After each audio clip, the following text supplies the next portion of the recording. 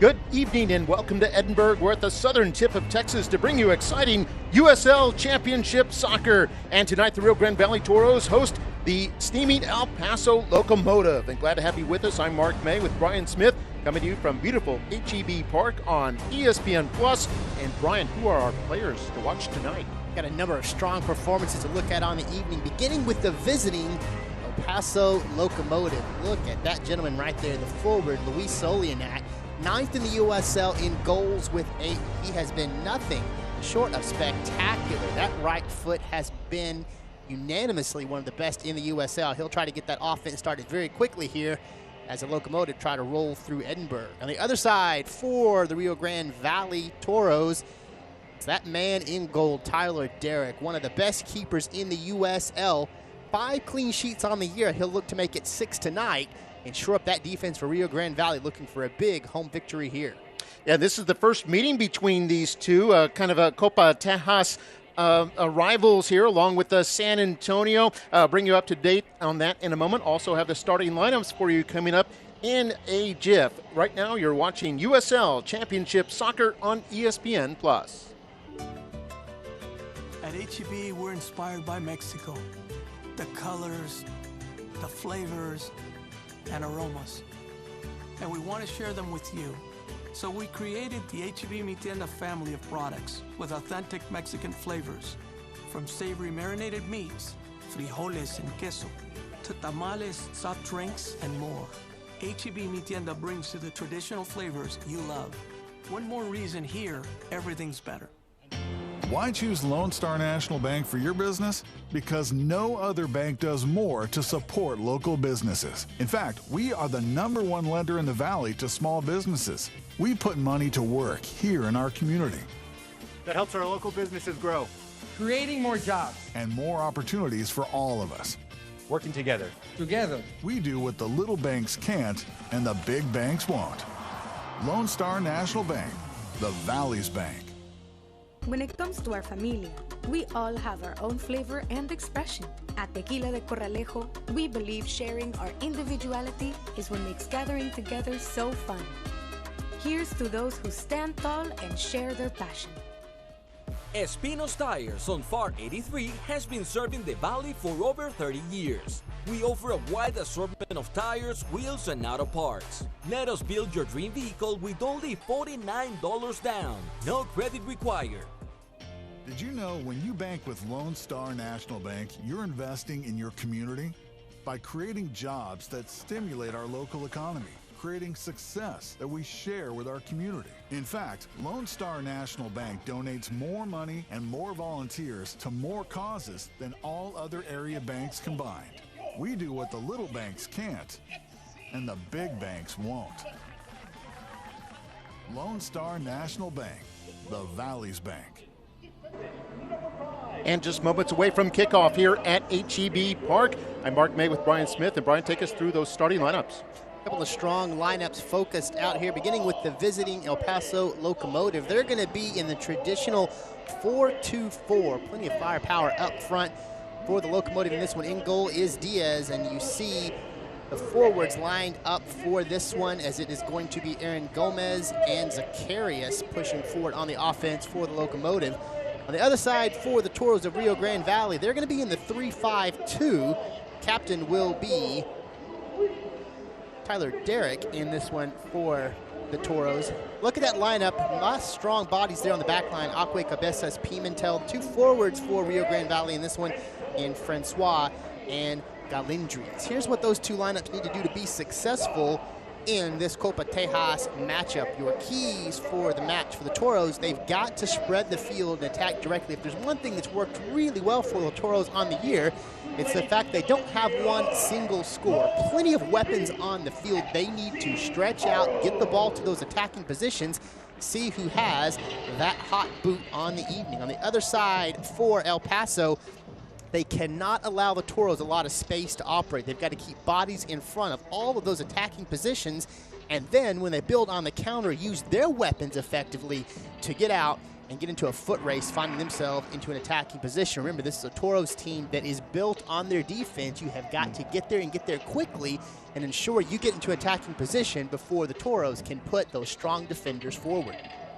And there you see right there, number 5, Eder Borelli on the right side of your screen, wearing the captain's armband for the Locomotive tonight. Locomotive in the light blue kits, you can see the Rio Grande Valley Toros countering with the orange tops and the black shorts for their kit here tonight. And we're underway here at HEB Park. And it's Rio Grande Valley on the move here right at the start. We see Ricketts kick it down. And this is on, no, it's going to be offside. Flag comes up. So they were trying to squeeze the ball through. They're on the right side. And trying to look deep to Galindries there. He had their lone goal against Tulsa last time out. So again, Coach Cabrera and the Toros looking to find the hot boot early, and there may be no warmer foot than Galindries, your lone scorer from your last match. Another one who's had a hot foot as of late, number 13, Wilmer Cabrera, has never been bringing bad luck to a lot of opposition teams, hasn't it? Yeah, he's had 5 goals over the last 8 matches, and he's been one of those more consistent scorers for Rio Grande Valley. He has the team lead in goals, and they're looking for somebody to strike early here. That was kind of their downfall against Tulsa, snapping a 6-game undefeated streak in that match against Tulsa, and a big part of that had been their ability to get out in front of opponents and ride their way to victory. But Tulsa stroked quickly for 2 quick goals, and Rio Grande Valley had to find their one very late there in the second half. Yeah, the Toros, despite coming off a loss, still have only that 1 loss in their last 7 matches. So playing well as of late. So we see a nice move by Josue Gomez, and he's pushed down from behind, and this is going to be a penalty kick right off the bat in just the game's 2nd minute. Not even 90 seconds after the opening kick, and a penalty kick awarded to El Paso Locomotive. That's going to be a very tough position for Rio Grande Valley. You're trying to challenge, and you're getting down 1-on-1. Gabriel Benitez just gets his feet tied up with the forward.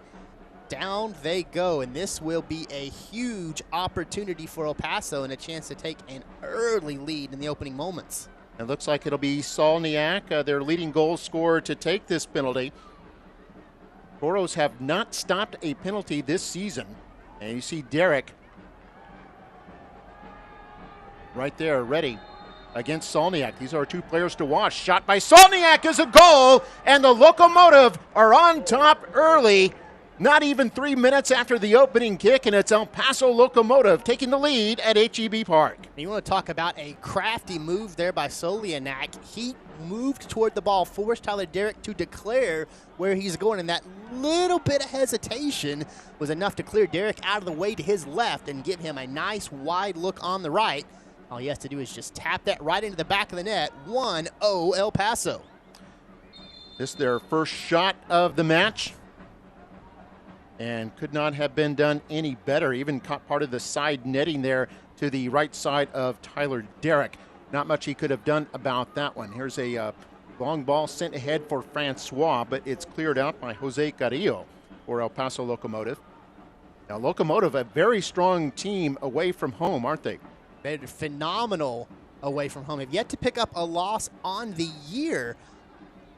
They'll look to continue an opportunity to get some big points here on the road from HEB Park.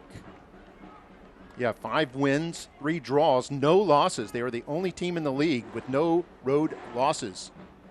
That's pretty outstanding for this deep into the season. That went all the way to Derek in goal for the Toros. Derek, a 6'3", 185-pounder, 34 years old, out of Houston. The mainstay for the team in goal last year and again this season. And unable to keep that in was Ricketts. That'll go out, be a throw in here for El Paso Locomotive. Take a look across the Rio Grande Valley record book, and he holds just about every record there is to be held for keepers. Most starts, most clean sheets, most saves. Tyler Derrick's name just fills up that Toros record book. And having a good year this year. Came in ranked 12th in saves in the league and 11th in clean sheets with the 5. His counterpart, Benny Diaz, over in the El Paso net, has 6 clean sheets this year, putting him in the top 10 in the league. Also top 5 in total saves, 59 saves for Benny Diaz on the year. Just 24 years old, but he's making his presence known here in the USL Championship. Here's a chance. Ricketts on the right wing. Forced to retreat a bit. Gets it to Taylor Davila. Davila doing very well this year in terms of being able to create chances. He's ranked second in the league in that category. Throw-in goes all the way back to Wahab Akwe. And now Pimentel at the center back spot will send it to the left side. Toros down 1-0 early on thanks to a Louis Solniak penalty kick in the game's 3rd minute. Solniak with his 9th goal of the year. He'll move up that leaderboard. He entered the night in the top 10 among individual scorers. And just about everybody in the league playing tonight. I think there's 22 of the 24 teams in the USL Championship are playing this evening. There's one game tomorrow. So here's Akwe. Finds Ricketts once more. And Cabrera trying to send that one forward. It's knocked down by Borelli, the captain. And they're going to have to play this back to Diaz in goal. Cabrera quickly closing in on him, and Diaz loses control and then popped out of bounds by an alert defender there for the El Paso Locomotive.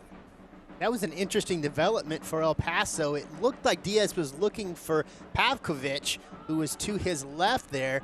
But nice job by Wilmer Cabrera. Rather than coming head on with him, he fades right and cuts off that angle looking for Pavkovic. And then as he turns around, there's just no place to really move with the ball, and he has to try to flick it to a defender to clear.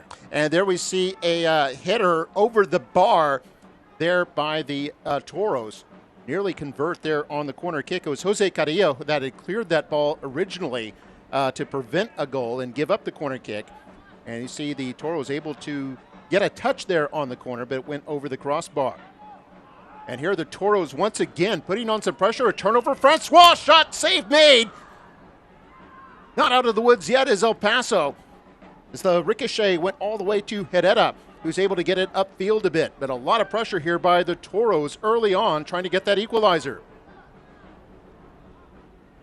Oh, and this pass intercepted there by Galindras. Here's Davila with a shot and a score! And we're all tied up. It's game on here at HEB Park. And who else but Taylor Davila coming up huge in that situation. We mentioned second in the USL with 44 chances created. Make that 45. He also picks up his 4th goal of the year. That'll pull him into second on the team. Add to that his 3 assists. This gentleman is a Swiss Army knife on the soccer pitch. And take a look at this attack right here. Moves to his left, forces the defender to keep an eye on Francois. That gives him a wider look at right, and he's able to cook it right past Benny Diaz. 1-1, Rio Grande Valley and El Paso. 4th goal of the year by Davila. He'll move into 2nd place on the Toros scoring list behind the 6 goals of Wilmer Cabrera. And yeah, we saw Francois with a good look that was saved by Diaz. And the Toros continued to apply the pressure, got another turnover, and Galindras able to feed Davila for the game's tying goal. That entire attack was because of Galindras. He had the takeaway, did a nice job of drawing defenders over to him, was able to feed it back to Davila. And then Davila, with plenty of room to operate, has enough of a head fake to force the defender to keep an eye on Christian Francois. Gives himself a beautiful look. That penalty goal for El Paso wiped off the board by Davila. And here we have see Ricketts go down, but this is going to be a foul awarded to El Paso. And I think Ricketts, as he went down, may have tripped one of the Locomotive players. Ricketts questioning that call right now. We'll see another look. See, Ricketts comes in. He's actually beat to the angle there by Cavillo. So he takes his feet out from under him as he cuts the angle off. That's a pretty easy call to make there if you're the official. Ricketts was not going to be able to continue with that attack. Oh, and there we see, thought it might be a foul at midfield. It is. Referee did not initially point one way or the other, and we can't always hear the whistle up here. But this is going to be a free kick awarded to the Toros, and we see the captain down here in Cabezas.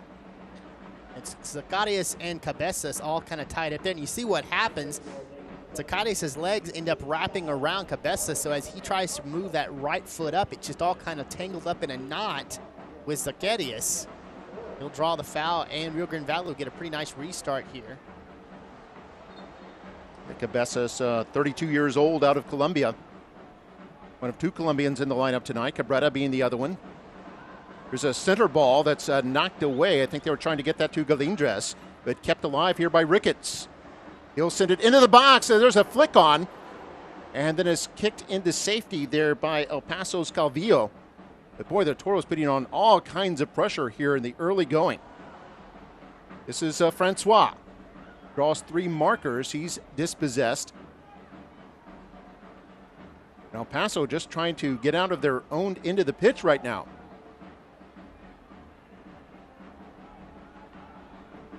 Now the Toros start to back off. The ball went over to Mark Navarro. Navarro from Spain. A couple of Spaniards on this El Paso team.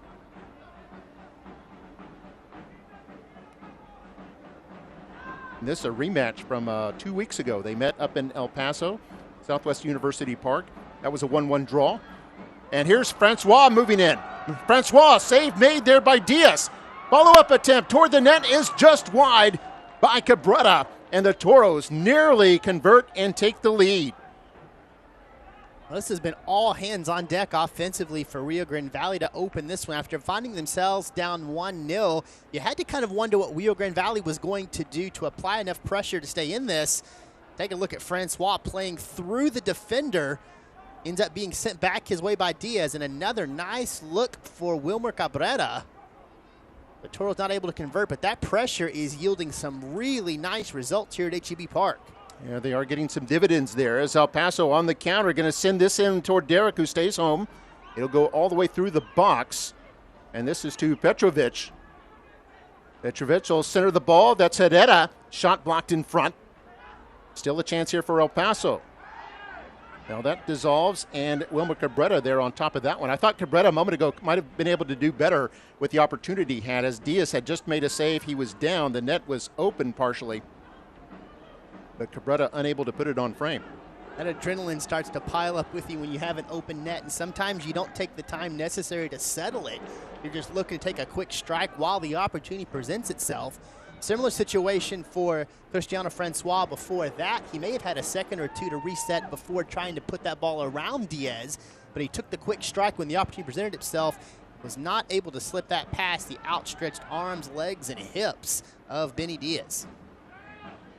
So Diaz has had a busy evening already with 2 saves and a couple of shots that were just wide, and of course giving up the goal. Here's a header by Galindres, intended for Ricky Ruiz. Ball still bouncing around. Davila keeps it alive, but no one there running onto the ball for Rio Grande Valley. There we see Benny Diaz, 6'2", 183 Californian.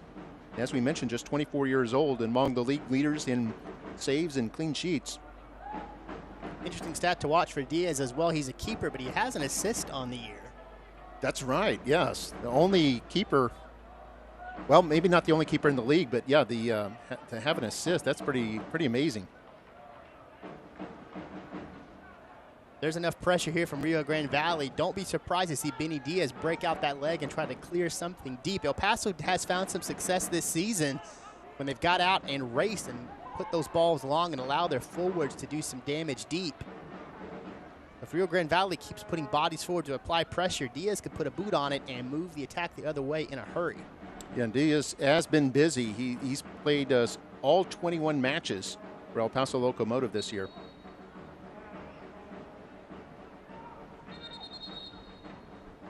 I think the offside flag went up. This will be a free kick here for El Paso.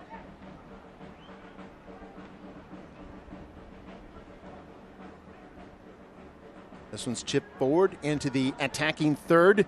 Chance here for the Locomotive. There's Calvillo. Then it goes into the box, a little too high. Had Solniak there. And then it's quickly cleared by the Toros. Paso will start the build-up once more. Goes to Petrovic on the left side.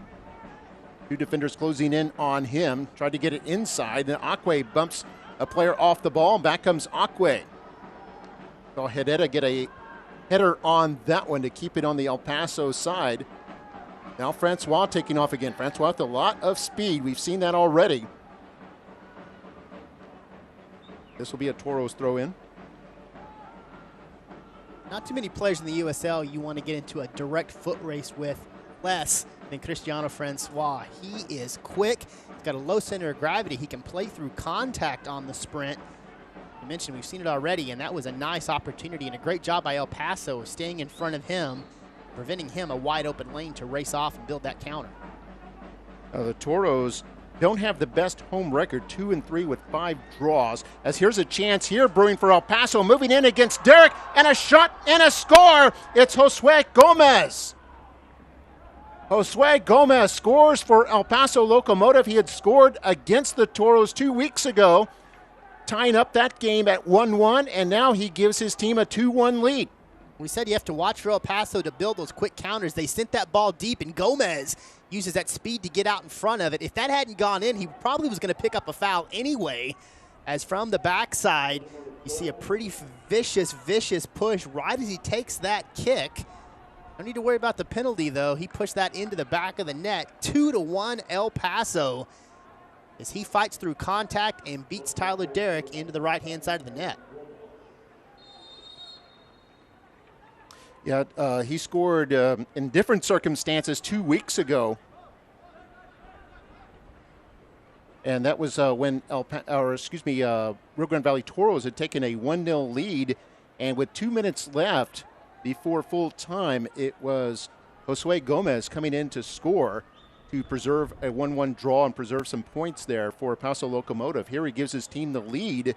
We're barely 15 minutes into the first half. Here's Francois, a nice pass, moves in, is able to center the ball to Galindres, who now finds Cabrera. Trying to get it back to Galindres. It's kicked away from him. Petrovic with it. And El Paso on the counterattack. Here's Calvillo. Inside, trying to get it to Solniak. He and Cabezas kind of collided there. Play continued there. So 2-1 our score here between El Paso Locomotive and the Rio Grande Valley Toros. Oh, and there's a soft pass there. Galindres intercepts, shoots, Diaz saves, and then it's cleared away. Almost a gift-wrapped goal there for the Toros, but cleared away at the last moment by Carrillo. The second time he's kind of risen to the occasion tonight. You see his keeper, Benny Diaz, comes over and gives him a nice little pat on the head and said, fantastic job getting back defensively, making sure we get a clearance before Galindres has an opportunity on the rebound. Third save of the game for Diaz. All kinds of highlight material here breaking out. We're just in the 18th minute.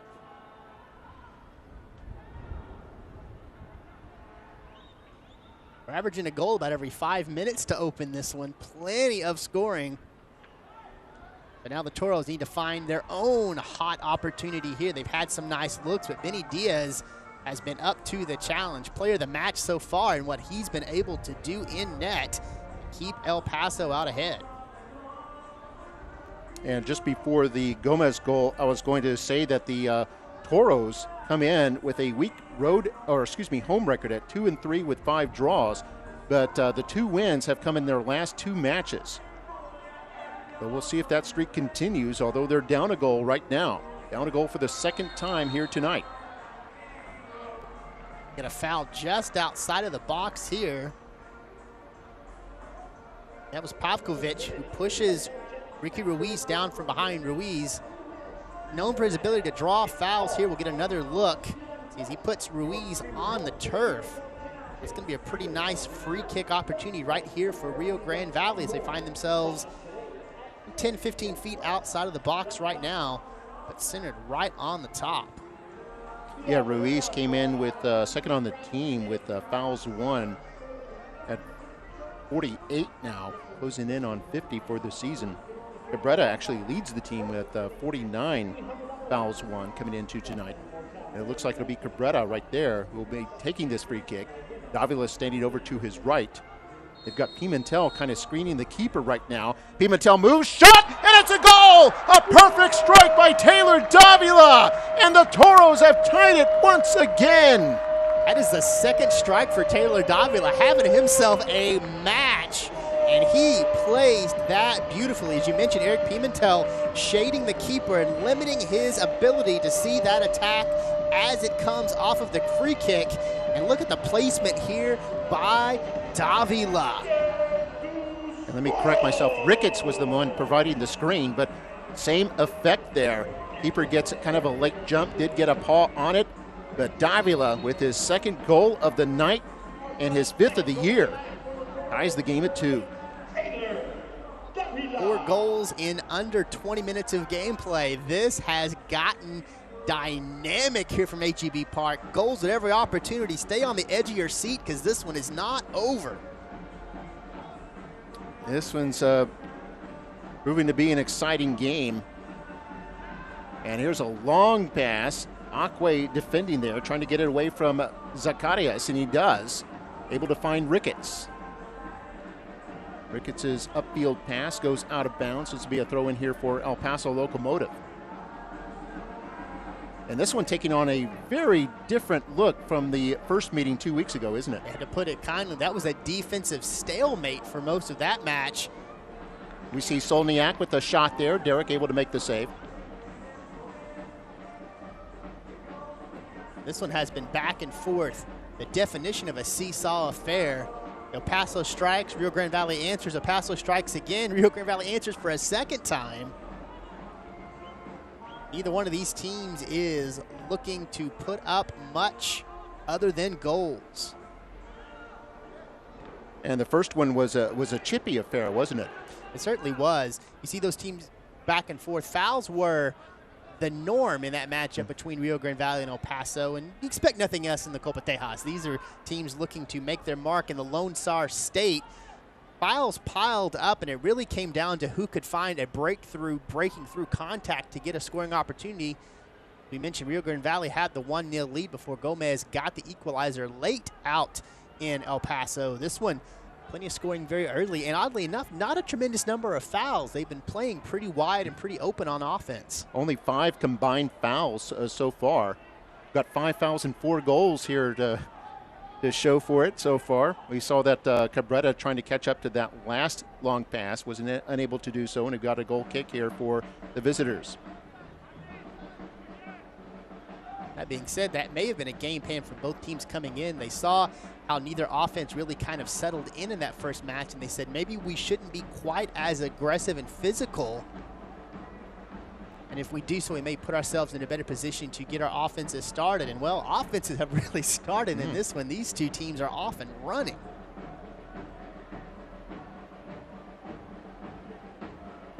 Now I'm wondering if we might see an adjustment by El Paso at some point. They opened with that 4-2-4, putting only 2 people in the midfield, and we've seen a lot of turnovers with the Toros getting the ball even in the attacking third and able to generate chances. It could be a nice adjustment to see from El Paso, especially as they begin to make substitutions. If you start to see more midfielders slide in replace of forwards, it could be a dead giveaway, and we may end up getting a card here. Could be our first of the game. I think there were 7 cards issued in that game 2 weeks ago. This is our first one tonight. It's going to go to Zacarias, and that'll be his 5th of the year. And you see it was Cabrera who was able to pick up that foul and get the free kick. Easy play to make here. Zacarias has those arms up and just puts a check right into the chest of Wilmer Cabrera as he's coming by. El Paso winning control here. Solniak sends it to the left side, intercepted by Ricketts. Ricketts came in with 21 intercepts, gets number 22 right there. Also kind of had an unofficial assist on that second goal as he was setting the screen.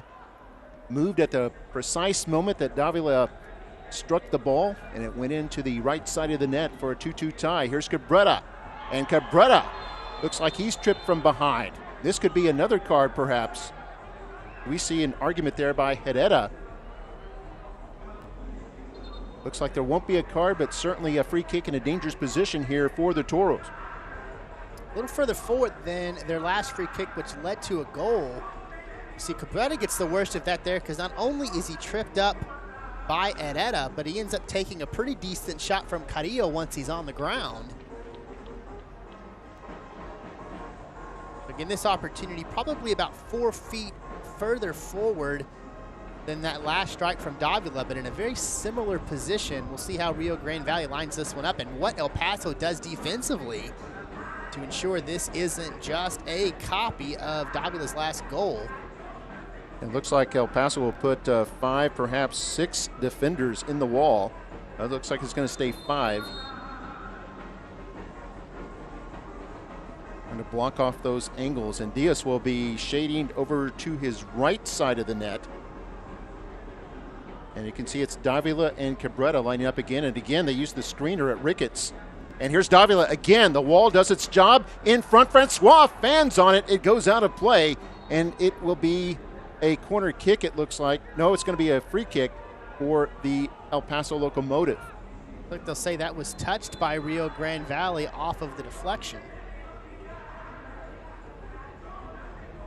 Yeah, I was thinking corner at first because it had hit the wall and Francois appeared to fan on it.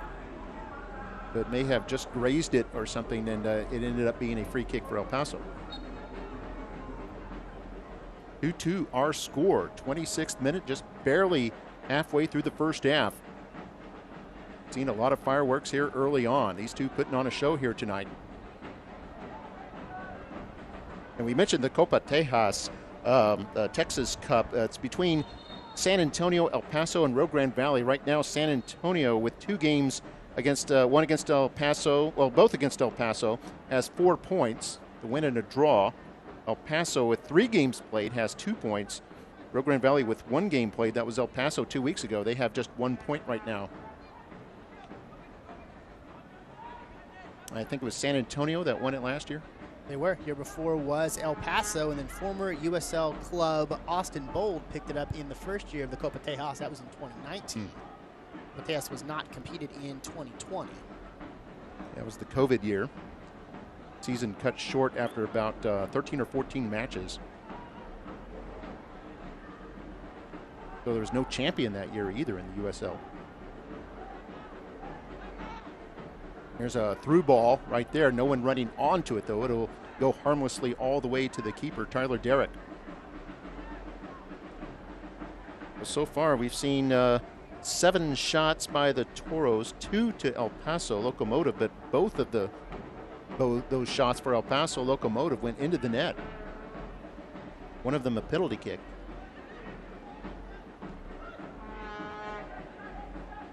Here's Akwe out of Ghana. Has 2 goals himself this year. Sends it forward to Ricketts. Now to Cabrera. Cabrera doesn't look to get turned. Instead, he'll send it back, and the Toros will regroup. A couple of key Toros not in action tonight, serving red card suspensions. Those are Frank Nodarce and Robert Coronado, both defenders.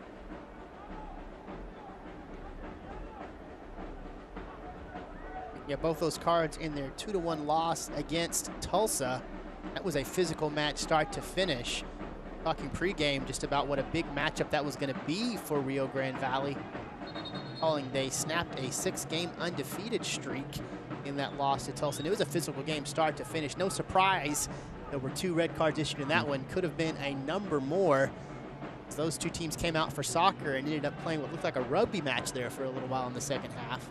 Yeah, Toros with 4 red cards as a team this season. They picked up 2 early in the year, and of course those 2 last week in the loss to FC Tulsa. El Paso does not have a red card this year. Although they are among the league leaders in terms of yellows. Passed out to the right side. It's Gomez there, or excuse me, Navarro. And Navarro dispossessed there by Francois. Back come the Toros. Oh, nice sliding tackle there to win possession. That's Calvillo. And then the captain Cabezas clears it momentarily. El Paso will shift the attack over to the right side where Ricketts is able to get ahead on that one. And now we've got a player down on the far side of the pitch. This is one of the Toro players. I think that's Ricky Ruiz. He got the worst of that sliding tackle. Taking a look at that right foot. I think they're going to have a water break now. They're right about the 30th minute, which is when they were planning anyway. And with the injury to Ruiz, players will take that opportunity to get hydrated. Immediately before that, you saw, had a pretty good look at Rio Grande Valley head coach Wilmer Cabrera talking to the fourth official and pointing out to what occurred there. I think that was actually a pretty good sliding tackle from El Paso to dispossess Ricky Ruiz, but he took a really hard tumble off of that. See another look right here. Ruiz gets past that first defender, comes in. I mean, that's a pretty good job. They played the ball, not the player, to get that clearance away. Unfortunately for Ruiz, he takes a really hard tumble after that contact. It's just a minute to compose himself. Yeah, Ruiz, just 26 years old, in his second year with the Toros. Came up from a League One side, Chattanooga Red Wolves, beginning of last season, where he led League One in assists that 2 years ago with 10 assists. Has 3 goals this year in all competitions, had 1 in the U.S. Open Cup and then 2 in USL Championship play. And there we see Derek.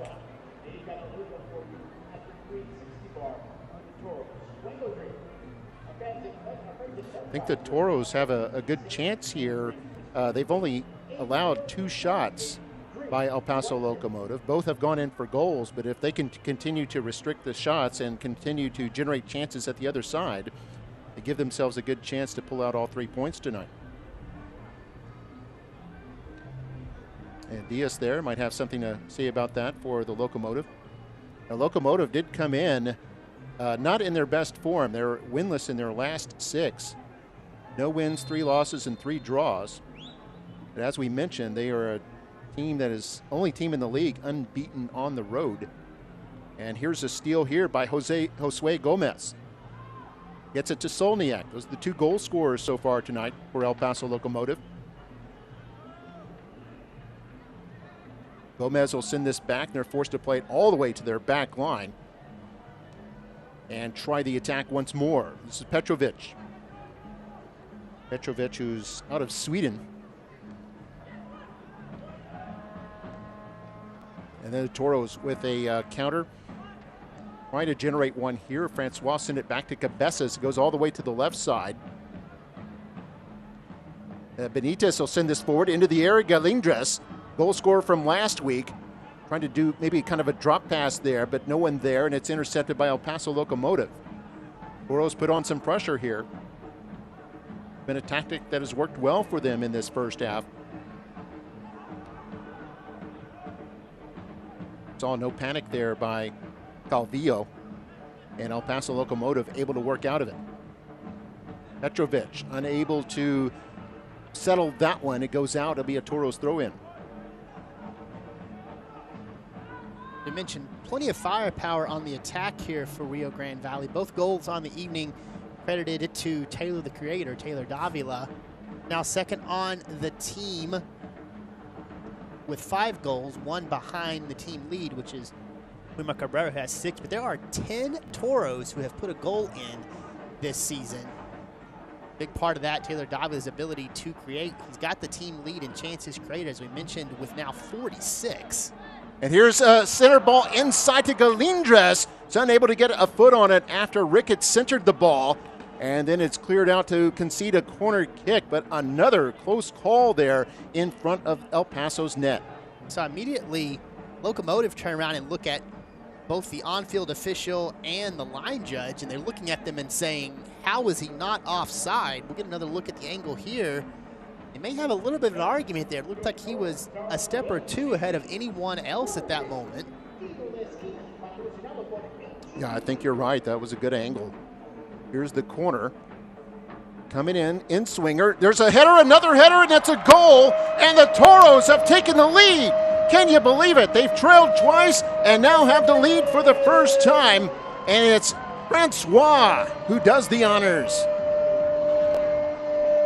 Wow, 3-2. What a game to be involved in the offense on either side. Goals are coming fast and furious in this one. That'll be Francois' 3rd goal. Just 5'7", but he's able to clear some space in the box, and you see it here.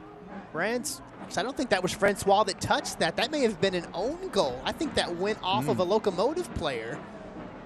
See the celebration, everyone comes over and starts tapping Francois. That may have been an own goal. Yeah, we'll see if we can get another look at it. I did see that it was Cabrera who had the initial kick, and then Ricketts had the flick on, and then the next touch put it in the back of the net. So we'll check on the official scoring for that one. But the most important part is the Toros now in the lead at 3-2. Still about 10 minutes to go here in the first half. And here's Cabrera on the move here for the Toros.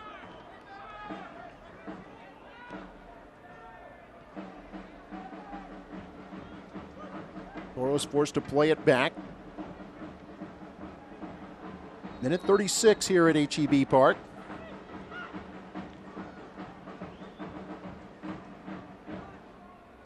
And the Toros have not been a strong come-from-behind team when they give up that first goal. But they have trailed twice tonight, 1-0 and 2-1. They now have 2 unanswered and a 3-2 lead. Davila with the first 2 goals. And we're waiting to hear an official word on the third goal. That one popped up in the air by Ricketts and then chested down by Pimentel. And this will be a free kick here for the Toros. Do we see something, Brian? Yeah, we just got a confirmation that was an own goal off of Calvillo. So the 3 goals credited to Rio Grande Valley, 2 by Taylor Davila, and then the own goal from El Paso, coming off the leg of Eric Calvillo. And there's Cabrera's going to center that inside to the foot of Davila now. 19 yards and a save made there by Diaz, who had to go to ground quickly as Diaz, or Davila rather, tried to snap that toward the net. I think if you're Rio Grande Valley, if that ball's at the foot of Taylor Davila right now, you say, you've got a green light. Do whatever you want right now. He's taken now 3 strikes on net, and 2 of them found the back of the net. That was a good look as well as they get this to Solniak.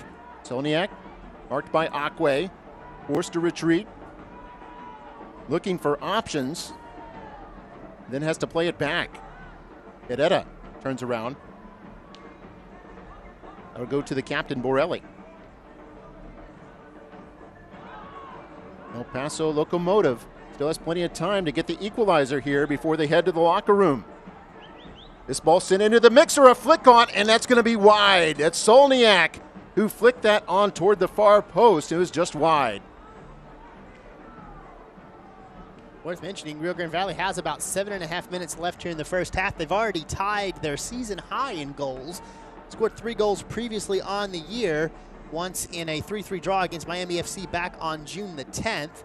Also scored 3 goals earlier this season, May 13th, in a 3-2 win over San Diego Loyal. So Rio Grande Valley stiffing out perhaps their best offensive performance of the year right now as we approach halftime, and they've already put up 3 huge scores. Yeah, they only had 6 of their 20 matches coming into tonight where they'd scored 2 or more goals. So multi-goal games were something that were in short supply for the Toros for most of this season, but we're seeing a bushel of goals here tonight. By the way, Mark Devato was the one who centered that ball for Solniak's header or flick on a moment ago. El Paso Locomotive back on the move here. Still time to find that equalizer as we see the defender Carrillo come up. Carrillo's had 2 brilliant moments of clearing loose balls in front of El Paso's net in this first half, keeping the score only at 3-2. It could be 5-2 right now if not for his heroics. This passed inside. Solniak trying to get turned. Pimentel was there to bump him off the ball. And now the Toros on the counter as Ruiz sends it to Francois in the open field. Escarillo trying to mark him as Francois moves inside, and we're going to see a free kick and a card issued to Eric Calvillo. Perhaps a little bit of frustration there for Calvillo. He did have the own goal, the deflection coming off of his hip, put Rio Grande Valley up 3-2. And he's trying to backpedal and stay in front of Cristiano Francois as he cuts back. It ends up giving him just a little bit too much of a hip check there. So now a free kick coming in a dangerous spot for Rio Grande Valley. And we've got a card issued to Eric Cavill. We're in the 40th minute now, and this is the third time we've seen the Toros with a free kick about 7 or 8 yards outside of the box. And both times they've produced a good shot at net. One of those was a goal. And we're going to see that same triangle look again with Cabrera to the left side of the ball, Davila to the right side of it with Ricketts, who stands 6'1", providing the screen. And the shot bounces off the wall, goes out for a corner kick. Not a bad strike there for Wilmer Cabrera. He put enough on that to get it high and try to challenge to Benny Diaz. Ends up deflecting off the top of that wall from El Paso. Another look at the reset here. In really nicely in the forward deflection. Rio Grande Valley is going to have a chance at another corner here, and it looks like Cabrera will take this one. This will be the third corner of the first half here for Rio Grande Valley. They scored the last time. Ricketts misses the chance at the flick on, and then the ball cleared upfield there by El Paso. Benitez chases it down. But they tried that same thing again where they scored the third goal, where Ricketts is near the near post and is trying for the flick on. He just missed it on that occasion as it was a little bit high.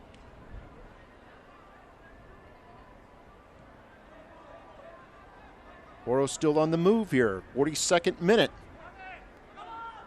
They have a 1-goal lead as Ricketts pushes it back to Wahab Akwe. Now to go to Pimentel.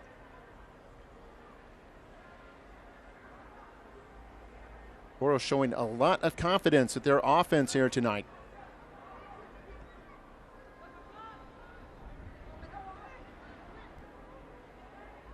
The captain, Cabezas. Toros content to play a little bit of keep away here with only a few minutes left in half number 1.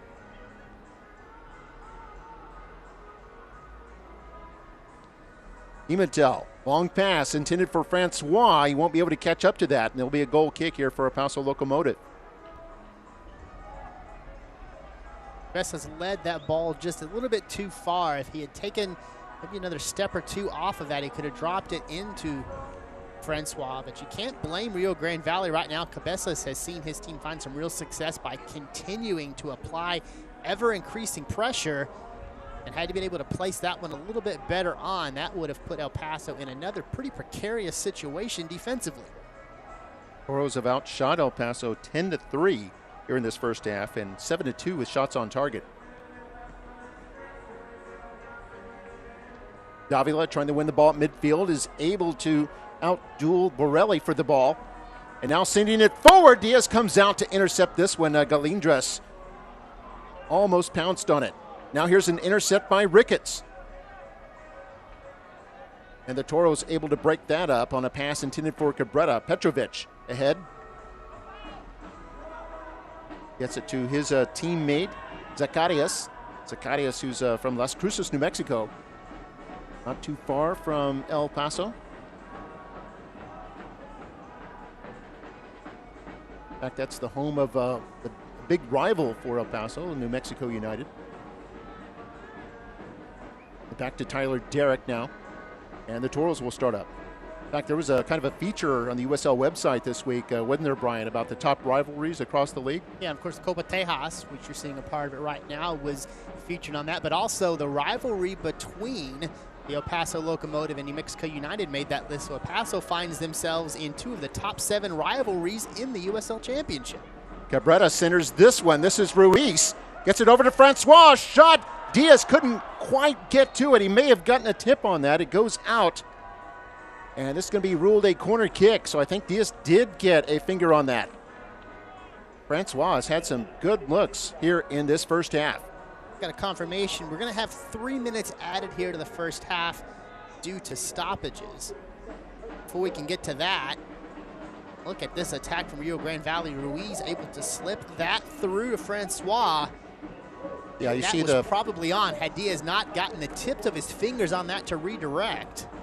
Yeah, you could see the ball clearly was touched as Davila sends this in on the corner. Knocked out of play, and I think it's going to be another corner as it went off the leg of Herrera. Oh, a nice quick heel touch there for Eric Pimentel. He was trying to redirect toward the net. Herrera in a good spot to put a leg out. So fifth corner of the first half, 45th minute. Davila sends this in toward the far post. A little bit of a touch there by Diaz. And now they're going to call a foul against the Toros, and this will be a free kick here for El Paso. I think that's going to go on Akwe as he made some pretty significant contact with Diaz as Diaz comes out to try to clear that one away. You saw Diaz outstretched his right arm, able to deflect the ball a bit, sending it deep to the far side of the box and into safety.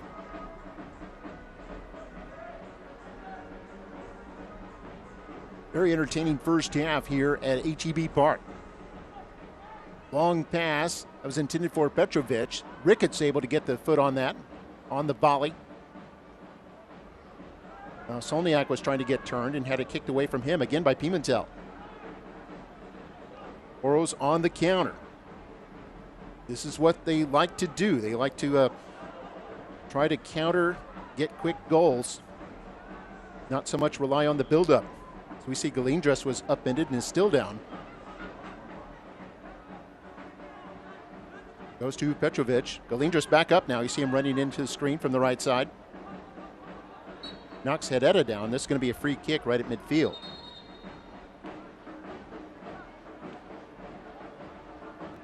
Galindres, who's 28 years old, out of Colombia. Got his first goal as a Toro just last week in that 2-1 loss to FC Tulsa. Beautiful shot there, Mexico City. Minute and a half into our stoppage. A flick on toward the net goes well over the bar. That was Solniak once again. Solniak stands 6'1". He's 32 years old, out of Argentina. A lot of experience, Solniak.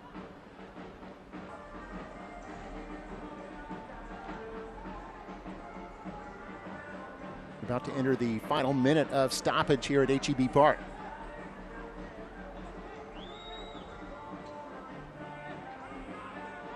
Akwe sending this one back to Derek as El Paso, their turn to put on some pressure.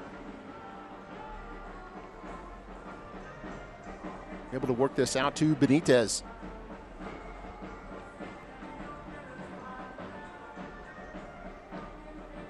Toros in no hurry at this point.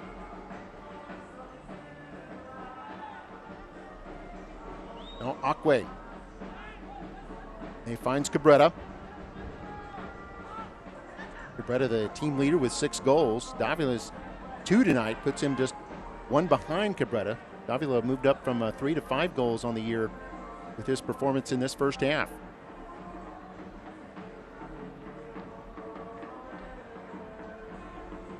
Chance here is Benitez forced to turn around.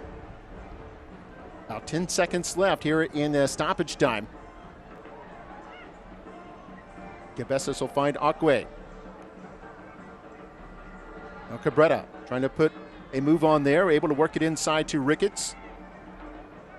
Davila quickly tries to find Ruiz. And there is the halftime whistle. We're at the break. As Ruiz and Gomez collided there at the last touch.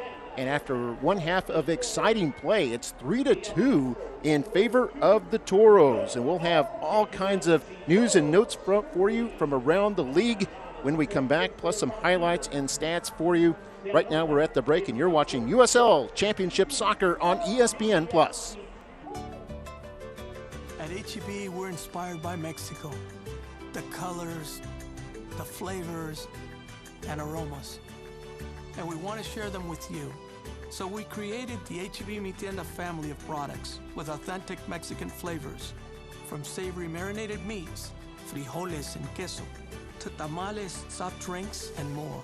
HEB Mi Tienda brings you the traditional flavors you love.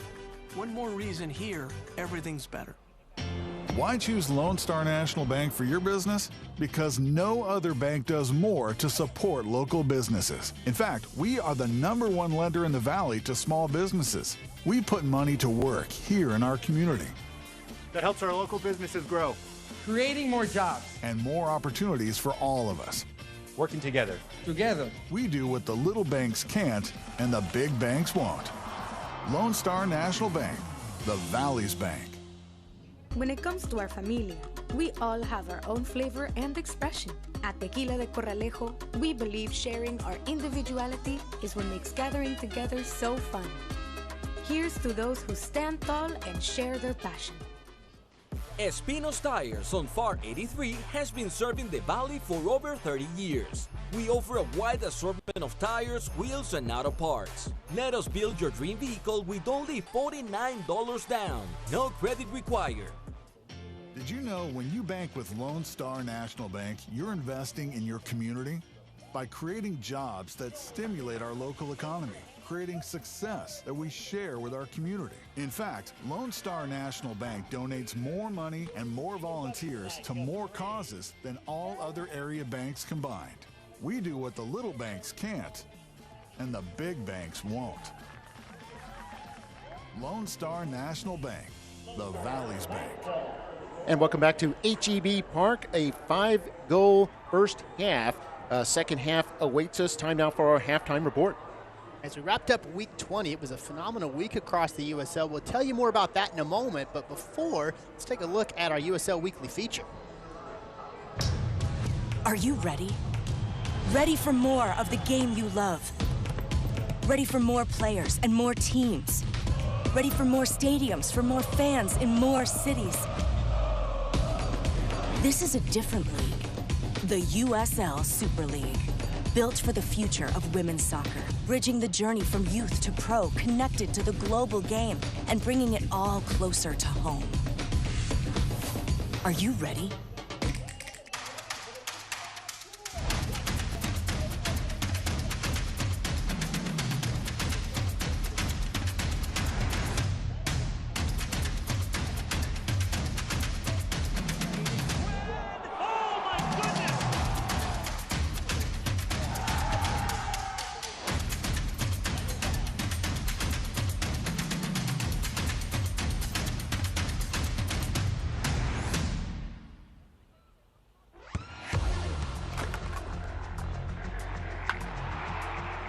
We all have goals. But let's be honest, most of us aren't going to be professional athletes. But if your goal is to finish your degree, we can help. Come to a university that puts your goals first. Bellevue University, your partner in finishing goals.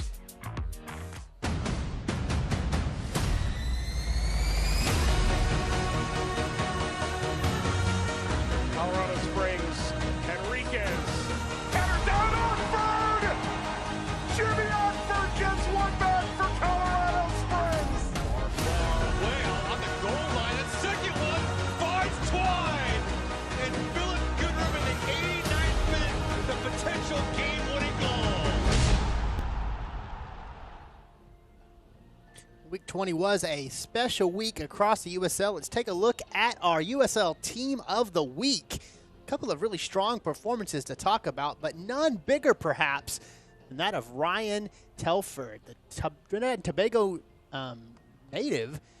Spent his time in the 2023 CONCACAF World Cup and provided an opportunistic finish for his team. After Miami was reduced to just 10 players, 3 minutes later, Telford then put on one of the strongest performances you're going to see all year, winning 8 of his 12 duels and 8 of his 12 aerial duels, picking up just 4 fouls as Miami not only claimed a victory on the road for the first time in the league this season, but also ended San Antonio's 24-game win streak. Phenomenal job by Telford, and that earns him Player of the Week along with everyone else you see listed there in the Week 20 Team of the Week. No one across Rio Grande Valley or El Paso finds themselves on the Team of the Week, but strong performances all up and down the USL.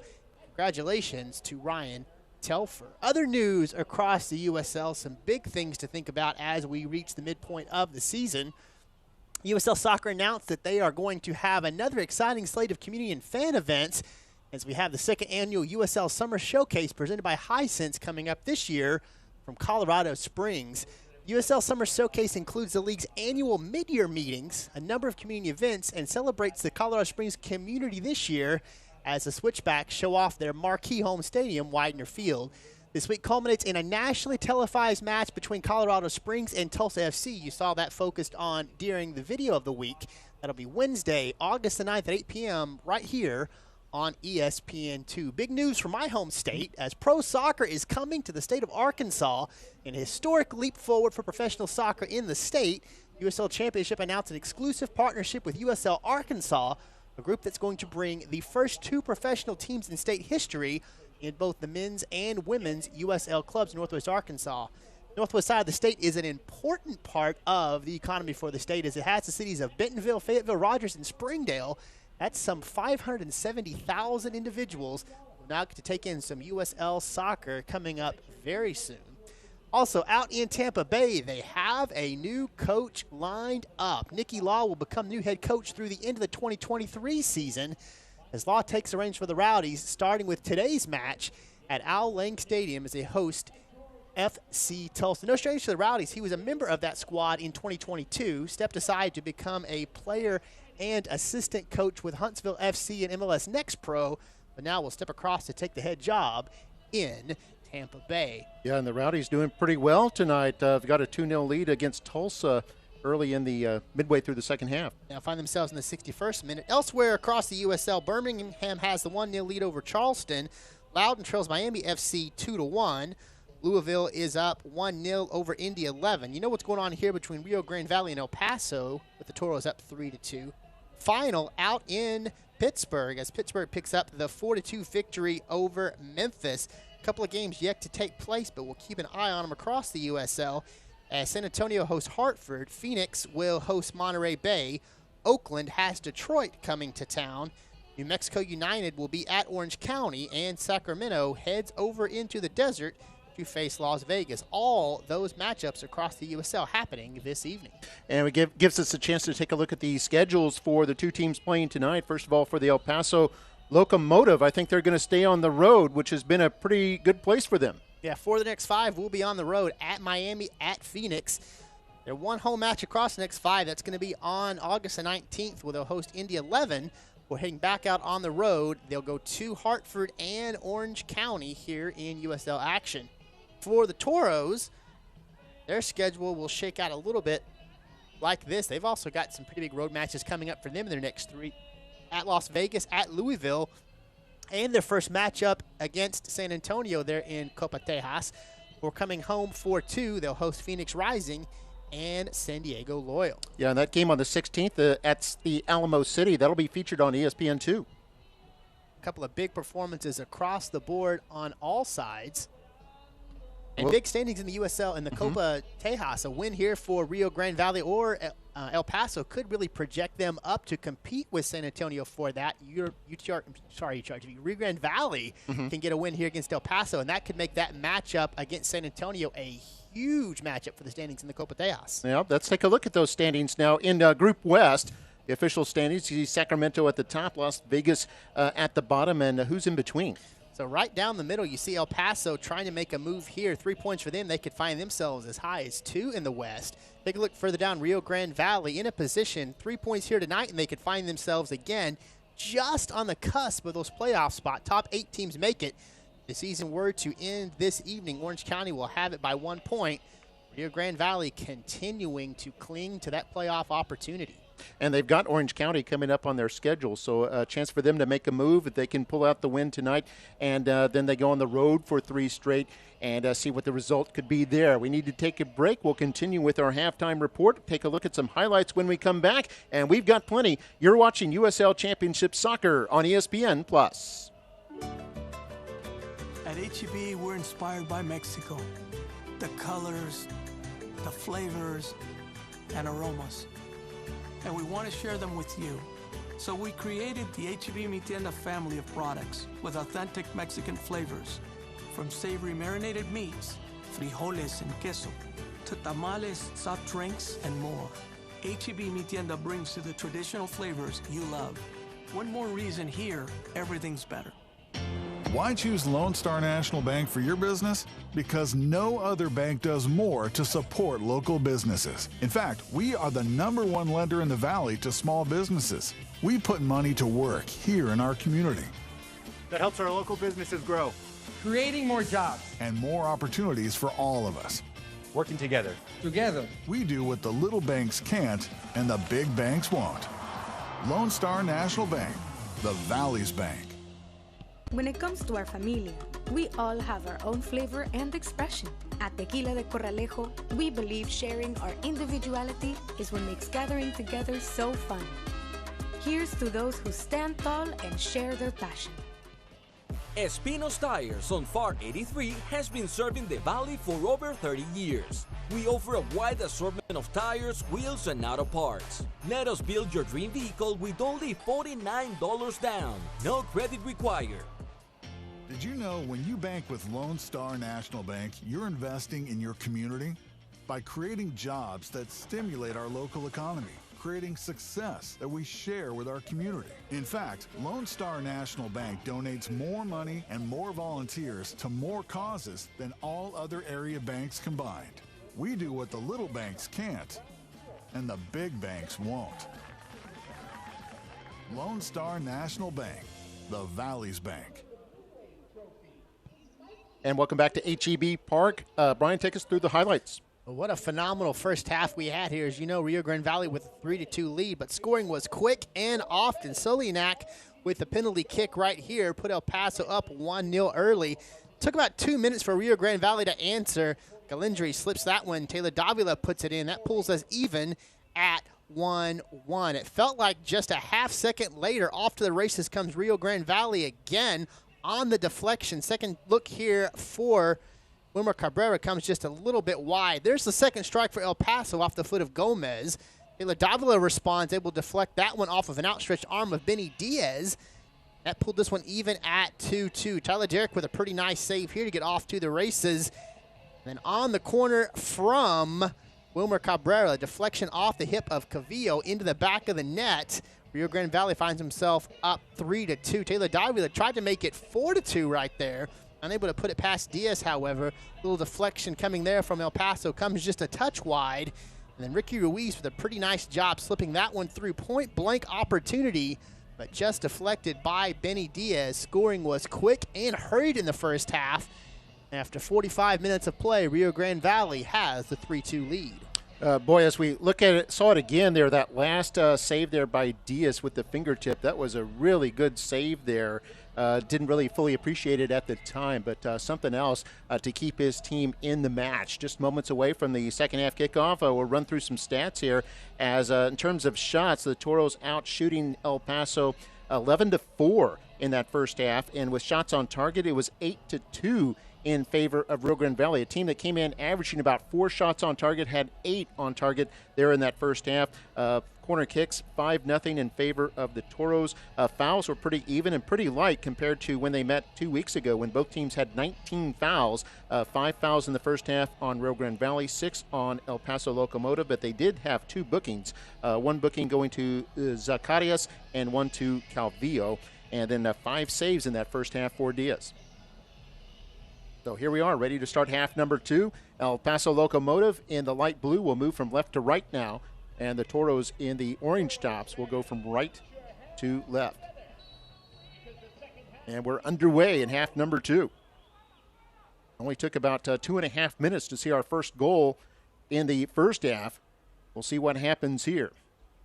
And Brian, you and I were kind of looking over at the schedule to see if Rio Grande Valley had these kind of fireworks before.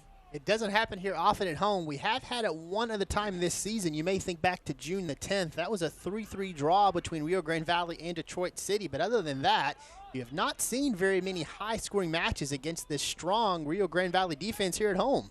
Here we saw a center ball there by Gomez. Bounces around, cleared by Davila for the Toros for the moment. But El Paso putting on some pressure here early on, and we've got a throw-in awarded, or is this going to be a free kick, I believe, awarded to the Toros. You see Solniak thought he had won the ball. but instead it's a free kick here for Rio Grande Valley. In terms of the power rankings coming into tonight, Charleston Battery was number 1. Pittsburgh Riverhounds, who already won tonight, were number 2. San Diego Loyal, they play tomorrow. They're ranked 3rd. Tampa Bay is 4th, and they were winning tonight. Orange County 5th. And El Paso Locomotive was 5th last week, but they tumbled 7 spots after a 3-1 home loss to the Oakland Roots. And they enter tonight number 12. Rio Grande Valley tumbled 6 spots, down from number 7 to number 13 here tonight. Both teams looking to crack that top 10 if they can pull out the win here tonight. Benitez fires over to Francois. Francois with 2 markers on him has to find an outlet. Pass intended for Cabezas, intercepted by Zacarias.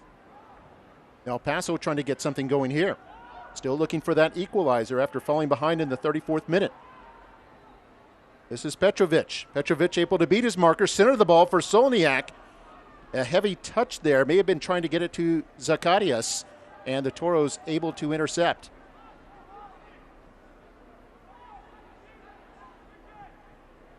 Yeah, Solniak may have felt he didn't have any kind of shot there, so he quickly tried to feed it to Zacarias. Here's Ruiz now. Ruiz will send it in. Diaz comes out and intercepts that one right in front of Galindres. Good anticipation by the 24-year-old keeper.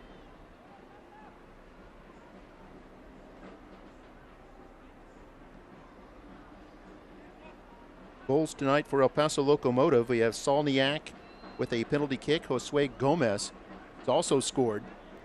The Toro scores in just a moment. Solniak passes this up inside. Goes to Calvillo. Back to Solniak. Nobody closing in on him, so he'll push it forward. Goes to Hideta. Centers the ball just over the foot there of Petrovic, or Solniak rather. And the Toro is able to clear it. Francois running onto this one with plenty of space. Calvillo closes in. Able to center this one inside. It was right between Galindres and Cabrera, but cleared away there by the El Paso defense. An end-to-end action here in the opening moments of the second half. This is intercepted by Acque, and the Toros able to come back on it. Acque leads the team with 30 intercepts, number 31 right there.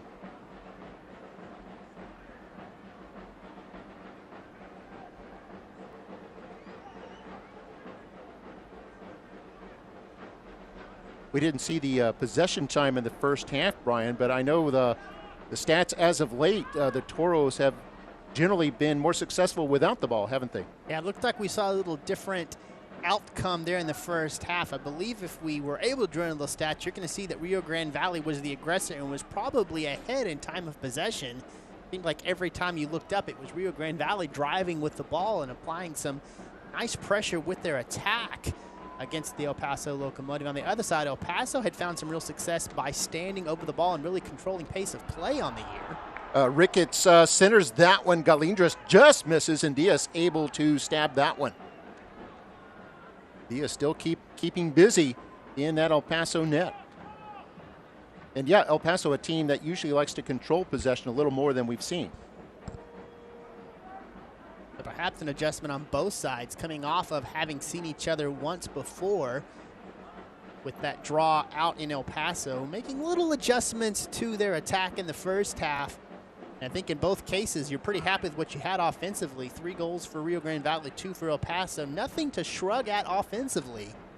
But both teams probably focused much more on defense here in the second half as they tried to shore up those opportunities and give themselves another chance for a victory.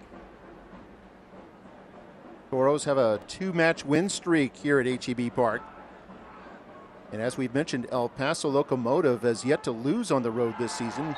This is going to be a foul and a booking on Josue Gomez. Gomez immediately trying to make the argument, I was just trying to send it to my teammate there. It was a 50-50 ball. The official says, no, there's nothing 50-50 about that. Vicky Ruiz clearly beat him to the ball and was in a position to try to continue that attack. And you see right there, Gomez played Ruiz's body, not the ball at all. In those situations, you can get away with some contact if you're playing the ball, not the player. But in that case, that was all contact onto Ricky Ruiz. And the second time we've seen Ruiz pick up a hard foul like that as Gomez continues to plead his case. We mentioned Gomez earlier getting that second goal of the evening for El Paso Locomotive. The Toro goals, 2 from Taylor Davila, and then one was an own goal credited to Calvillo on the El Paso side.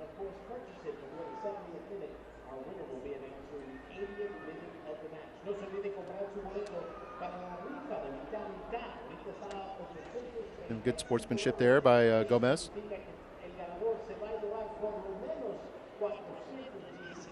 Playing hard, but not trying to be egregious. And it'll be a free kick here for the Toros. Cabezas wearing the captain's armband tonight. Haven't seen him play as of late. He's missed the last few games. Galindras unable to go through, finds Davila. Now it's back to Galindras, popped up in the air, and Diaz will come out to in that effort by the Toros. You see a long kick there by Diaz with surgical precision that Acque was just barely able to get the head on that. We talked about in the first half, Diaz does have an assist on the year. Paso likes to play that ball long. They're not afraid to turn off very quickly and move the other way in the counter. See, Diaz there saw some numbers forward for El Paso, and he sent that one very deftly long and on point.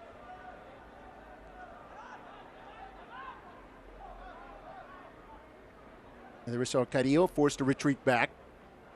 Davila backs off him, gives El Paso a little bit of room here. Ruiz closes in.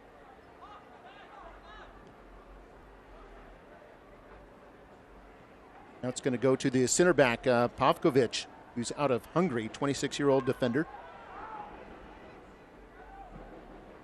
And the Locomotive trying to get it to Novato. Instead, it's intercepted by Francois. Francois has had a big night tonight, playing that left wing for this Rio Grande Valley club. Toros entered tonight with 24 points, 5 wins and 6 losses, 9 draws. Most draws of any team in the USL Championship. And that's what's kind of hurt him in terms of the standings, being only 1 game under 500, but with all those dropped points from draws, it's put them at 11th in the table. Here's Solniak. Inside to Herrera. Herrera able to wheel around. Still on the attack here for El Paso. Now it's sent in by Gomez.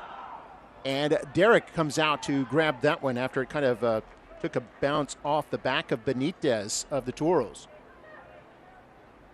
Derek not wanting to let that one come to the ground. Just any time the ball pops way up in the air, keepers generally would feel more comfortable going after it than letting the ball come back to ground. Pimentel. Pimentel is out of Mexico, 32 years old, defender. That one goes out. It's going to be a Toro throw-in, though, on the El Paso side. 10 minutes into the second half. No score as yet. The second half beginning a little quieter than the first half did, as we saw 3 goals in the opening 15 minutes of that first half. The frenetic start to this game. Here's Ruiz. Ruiz out of California. Gives it back to Pimentel. They'll reverse the attack here. We're seeing some pressure now by El Paso.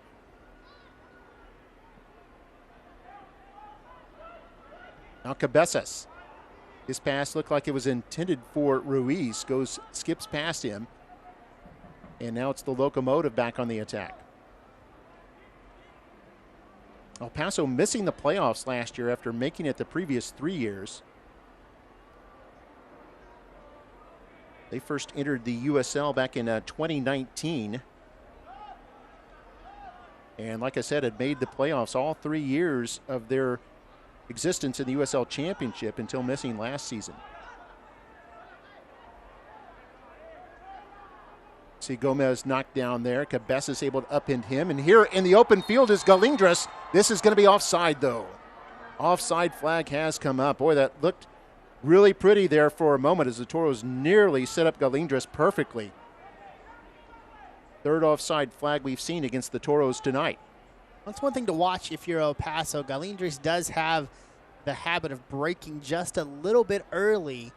You can sometimes catch him in an offside trap. If you break right as that kick's about to happen, you can kind of cheat Galindres into stepping offside. And you see it there. Rio Grande Valley placed that really beautifully for Galindres, but again, he broke just a step too early and finds himself offside.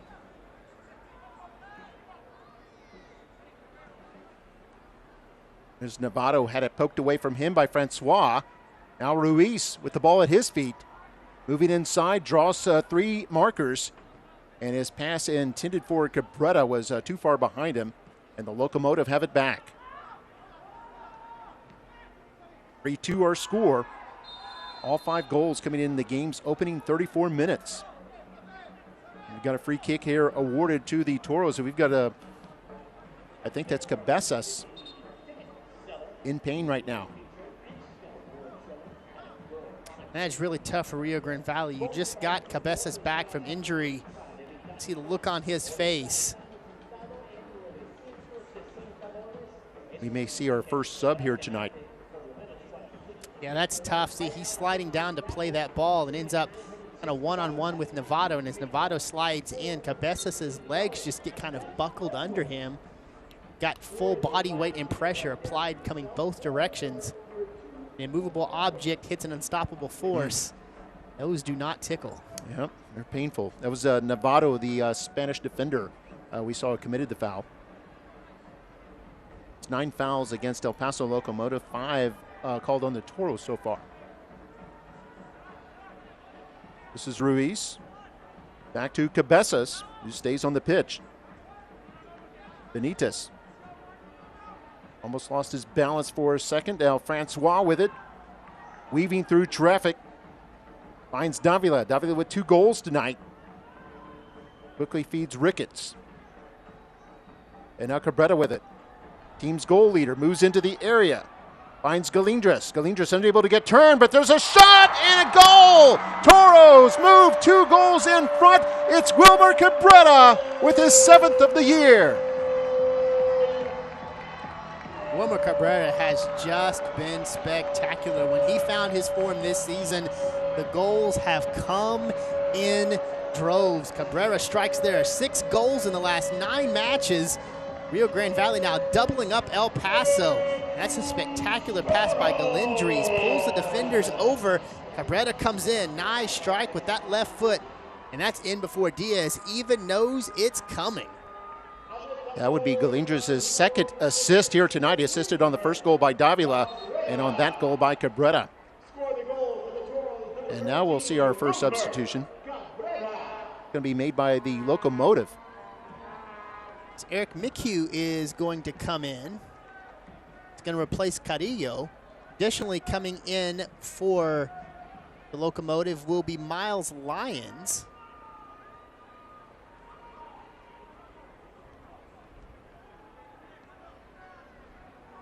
So Lyons and McHugh in for El Paso as they find themselves down 4-2.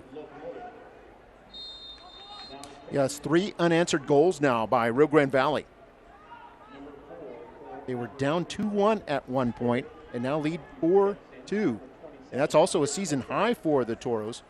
They've had 3 on 2 other occasions this season against San Diego Loyal and against Miami FC. And now 4 represents a new season high.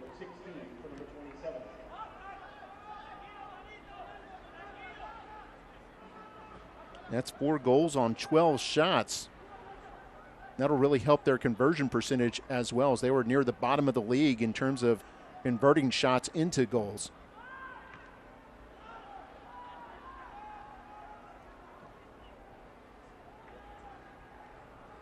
The Toros entered this match only converting about 11% of their shots on goal. That's going to go up pretty markedly after picking up 4 goals in this one. Kind of been a story for both sides as well. El Paso has struggled quite a bit to convert. They're 18th in the USL. We're converting about 13% of theirs. Toros were 21st coming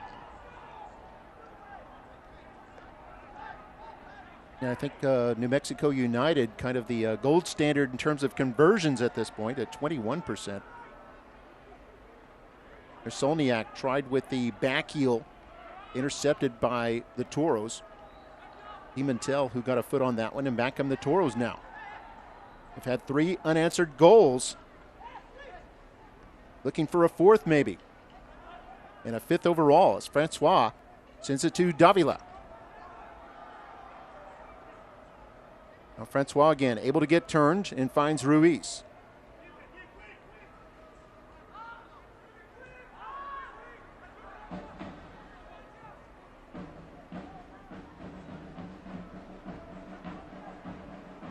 Here's Ricketts trying to find Davila. Looks like he was fouled from behind. That's going to be on Gomez. Gomez has got to be careful. He's found himself in a number of pretty hard collisions here. Had some admonishment. It's also picked up a card in this one. Yeah, I was just about to say, yeah, he has to be careful. Playing out there already on 1 yellow. As Ruiz feeds this ahead to Francois. Moving toward the touchline, sends it inside, and then a shot from outside by Davila goes over the crossbar. Taylor Davila has not seen an opportunity that didn't look good to him on the evening. 2 goals, looking for a 3rd there. Probably could have benefited from settling that one. He didn't really have a lot of pressure coming from the Locomotive. Probably could have knocked that one down and gotten another opportunity, but when you are as dialed in as he is, everything looks like a good opportunity. Yeah, he's having a big night here tonight, Davila. He's had 3 shots on target, with 2 of which have been goals, giving him 5 goals on the year. Cabrera had his 7th goal of the year just moments ago. He leads the team there. Solniak, who leads El Paso in scoring, has 1 tonight. Gets the ball off. It goes to Gomez, now to the left side. It's going to be sent into the box, and Cabezas is there to deflect that one out for a corner kick. It'll be the first of the night here for Locomotive.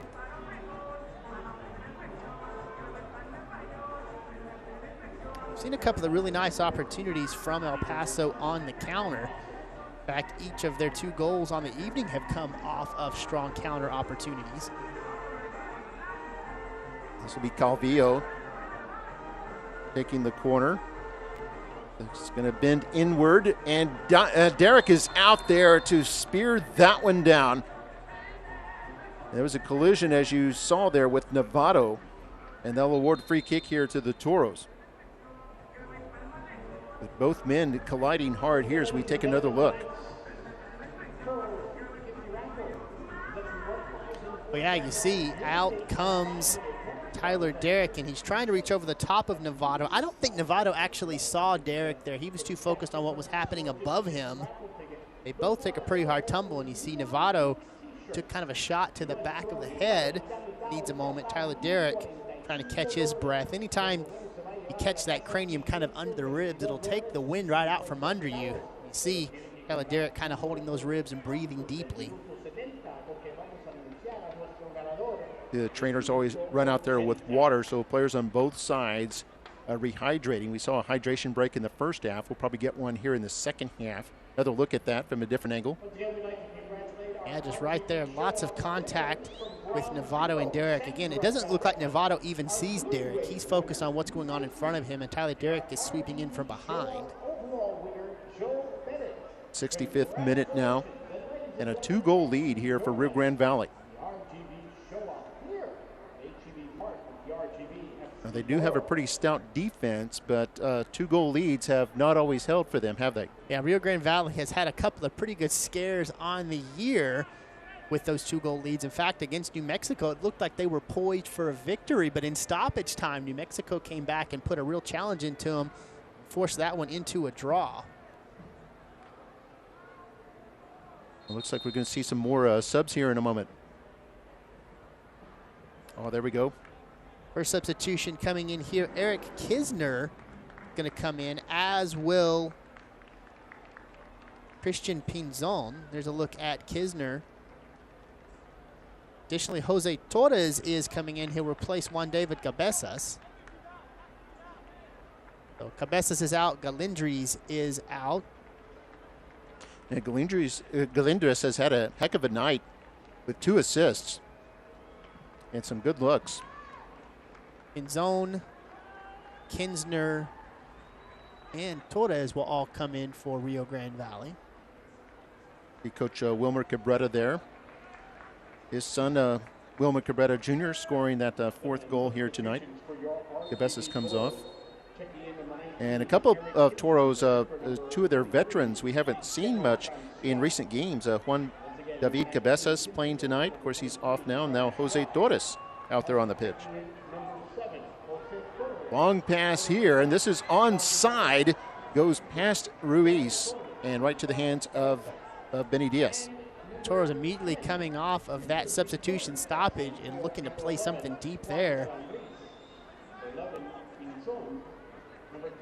Yeah, that's a good strategy as well. As sometimes teams can be a little bit of a lull when you have a stoppage like we saw with the injury followed by the substitutions.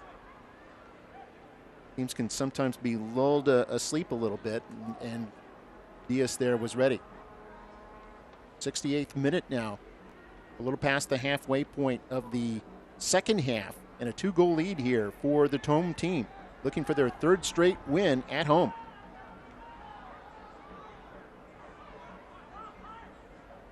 This is Herrera.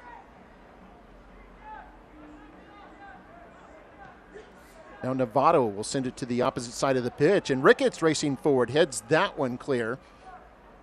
It'll still be a throw-in for El Paso Locomotive back in their defending 3rd. And with Cabezas checking out for Rio Grande Valley, Torres, who had just come in, will take the captain's armband on. No surprise there.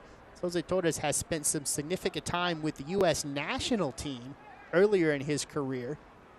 Such a phenomenal addition here to the Toros, now in his 2nd season with Rio Grande Valley. Ball goes over the head of Benitez, and keeping it from going out there is Lyons. Just came on as a sub moments ago. Now Benitez able to dispossess him and send it up the pitch. Pinzon, who just came on, gets his first touch, and Ruiz fouled from behind. Ruiz is so good at that. The substitution now for El Paso, as Costigan will come in.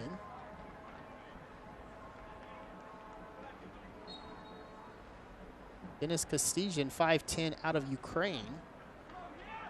Yeah, 25 years old, midfielder. And here's going to be a free kick awarded to the Toros. Pinzon upended here. Pinzon, who just came on, he's out of Bellflower, California. Has 1 goal, 1 assist in his previous, has played just 7 games this year. Struggled with injuries a little bit. Last year was the co-leader with 7 goals on the Toros team. Now here's Ruiz. Finds Pinzon, back to Ruiz. Ruiz with some space. Going to go inside to Davila. Heavy touch there, had to get rid of it quick. And Pinzon was trying to quickly turn, had the ball kicked away from him by Novato. And now we're going to get a yellow card issued to, it's going to be Hinsner, who just came on. First yellow we've seen on a Toro player tonight. And for Kinsner, that's his 4th yellow. Saw the trip there. 70th minute now here at HEB Park. Kinsner is out of Seattle. Played in the Seattle Sounders Youth Academy. Just 20 years old.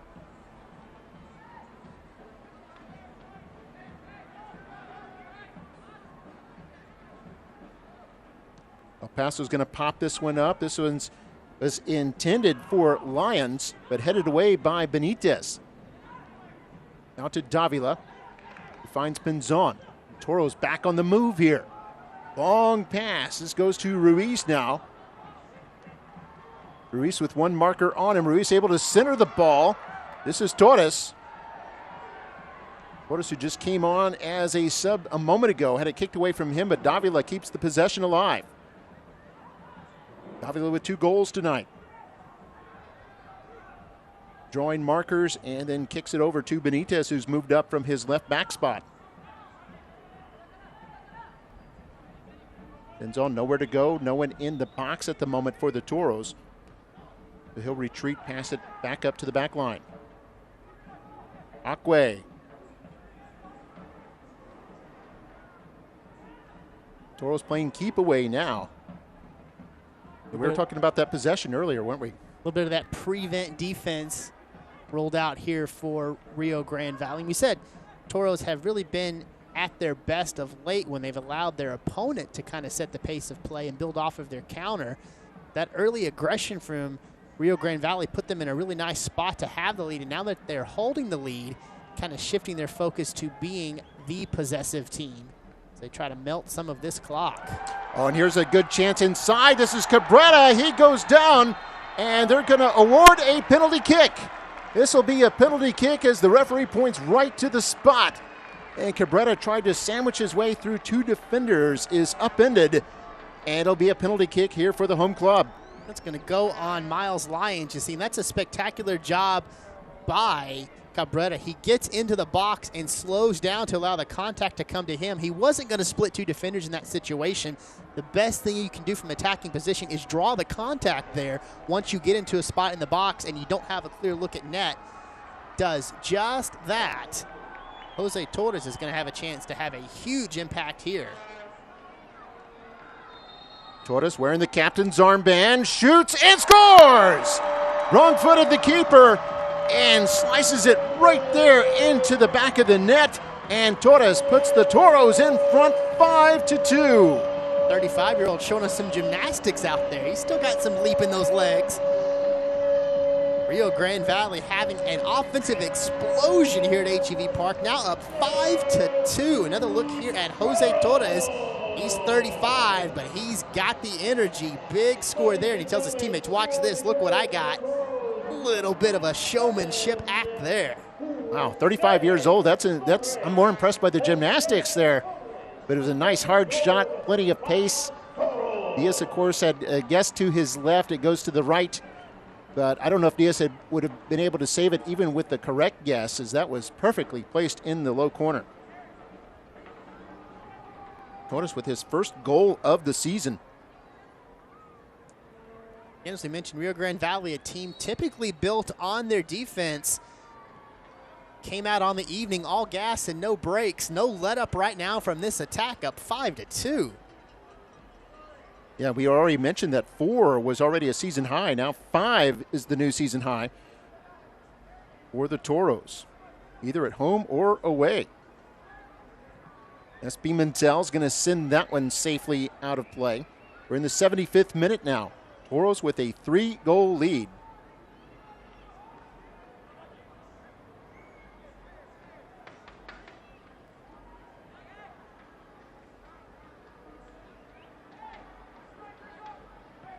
They chipped over to the left side.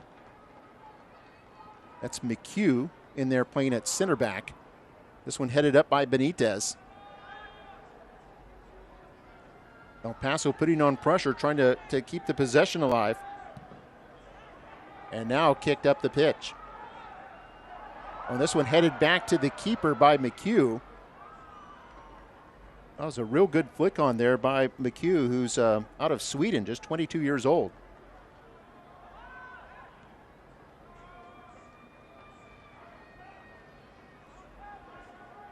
El Paso back on the attack now.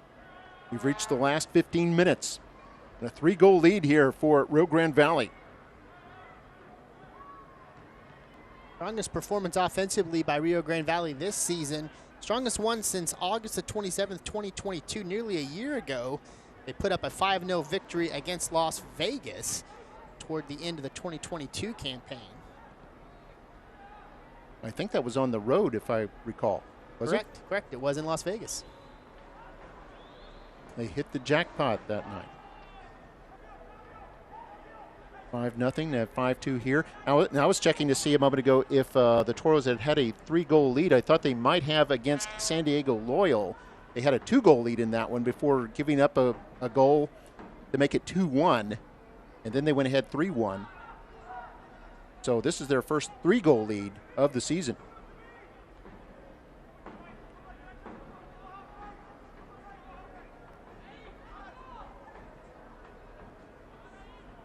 And it's important to have those multi-goal wins, especially when it comes down to tiebreakers.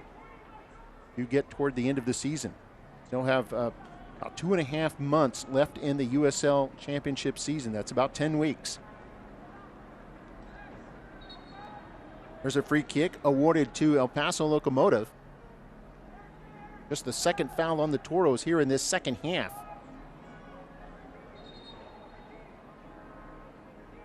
We're going to see a substitution. Frank Lopez is about to come in. Yeah, Lopez will enter this one and give Ricky Ruiz a rest. Ruiz has taken the worst of a couple of really tough tackles on the evening. Certainly earned himself the rest now.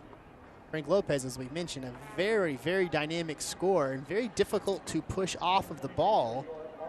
Rio Grande Valley continues to put some really skilled players out there to protect this 5-2 lead.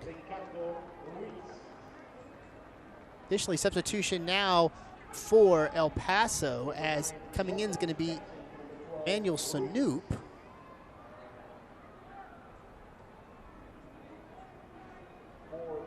As he will replace Mark Novato. Also coming in is going to be number 11, Chris Garcia. Garcia is going to replace Luis Solinac, one of the 2 goal scorers for the Locomotive on the evening. Yeah, Sanoop out of England, 27-year-old midfielder. And then Garcia, who's a hometown boy from El Paso, just 20 years old. This goes into the box, popped up in the air, and it's just going to be over the crossbar. And this will be a goal kick here for Rio Grande Valley.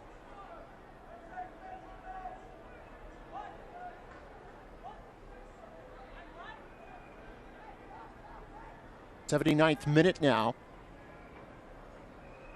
Derek getting ready, telling his left and right fullbacks to move up the pitch. He's going to put this one to the foot of Akwe. Wanted Akwe to have passing options, so send his 2 defenders up. And this is going to be offside here on Francois.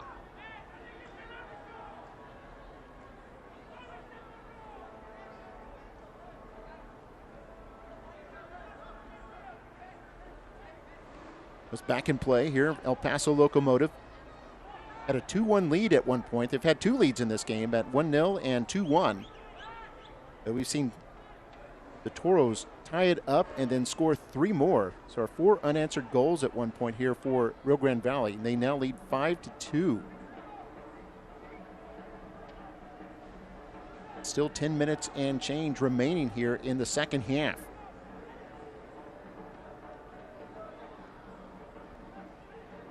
A lot of games going on tonight, several of which have not started out on the West Coast that could impact the standings here tonight. The Toros able to win could potentially move up 2 spots from 11th to 9th in the table, which would put them just 1 spot out of a playoff picture. Here's a shot to the far post. Headed up top. El Paso able to keep it alive. Trying to get a shot here. McHugh moves inside. A nice move there by McHugh, able to center the ball. Nobody home there at the far post. It was too far for Calvillo to catch up upon. And I think the Ukrainian Kostaishin was also close by in the area. I see McHugh there with some heroics. We have 2 players out of Sweden. The substitution now for Rio Grande Valley coming in is going to be Ian Settle. Settle is going to replace Wilmer Cabrera. Cabrera does have a goal on the evening, pushing his team lead forward now to 7 goals. Yeah, that was the team high last year with Pinzon and Lopez, so Cabrera with an excellent chance to balloon way past that. Cabrera having an excellent year, only 22 years old. Their father and son, brief hug there. And Ian Settle, a 26 years old midfielder out of Miami. Getting some action here tonight with a little over 10 minutes in stoppage to play. By the way, both teams out of subs. Both teams have used their allotment of 5, and here's a foul. That's on Settle, who thought he'd won the ball, but it's going to be a free kick here for El Paso Locomotive. 8th foul in the game on the Toros compared to 12 on El Paso.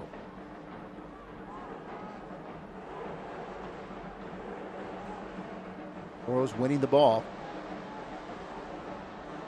Yeah, the Toros in their last 7 games have had less than 50% possession, but probably over that tonight, the way the game unfolded. And the Toros have been playing very well. 3 wins, 1 loss, and 3 draws in those 7 matches.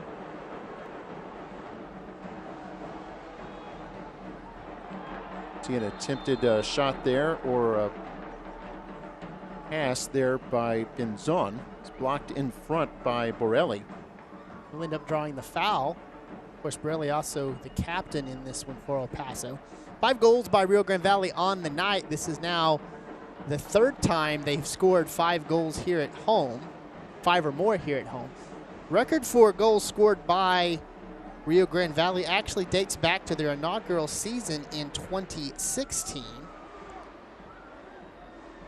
They had a 6-goal performance during the 2016 season that came against Tacoma back on August 13th, 2016. Other 2 times they've scored 5 goals during the 2019 season right here against Las Vegas, and then of course 5 goals last season against Las Vegas, out in Las Vegas. Now 3rd time the Toros have scored 5 in a game. Program club record is 6 coming back in the 2016 season. You saw the Toros with the free kick attempt after the handball on Borelli. Acque was able to center the ball toward the near post, but nobody there for the Toros to try to direct something on net. As you just said, Brian, the Toros still with they got some time here to possibly get that franchise equaling 6th goal. The way they've been scoring on the evening, anything is possible for them. Kostashin passes over to the left side. Bounces to Pimentel. Now upfield trying to get it to Frank Lopez. Kicked away from him. And it's going to be actually a free kick awarded. It's going to be a foul on Lopez. Down the 84th minute. And Davila breaking up that one. Or excuse me, Kinsner.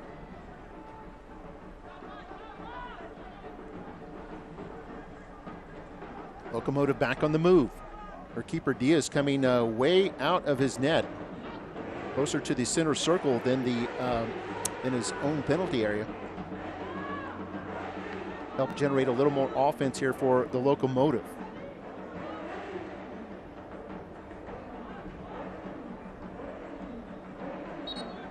Throw in here for the Toros goes to Kinsner. Locomotive able to intercept and keep this in play. Popped up in the air once again. That's Pakovic, the Hungarian, forced to retreat. Now Pakovic almost dispossessed there at midfield with his keeper way out of his net. Locomotive does have to be careful there, and there Pakovic is upended. Play continues. Toros have a chance here. Diaz retreating back toward his net. And here's Settle. Seto's out of Miami. We'll send it back to Benitez. And now Davila over to the right side. Toros in no hurry to direct anything toward the net. They'll play keep away until the El Paso can get it back. Torres wearing the captain's armband over to the left side. Oh, great stop there by Benitez. Able to settle the ball without any kind of bounce. Kinsner will send it back to Pimentel.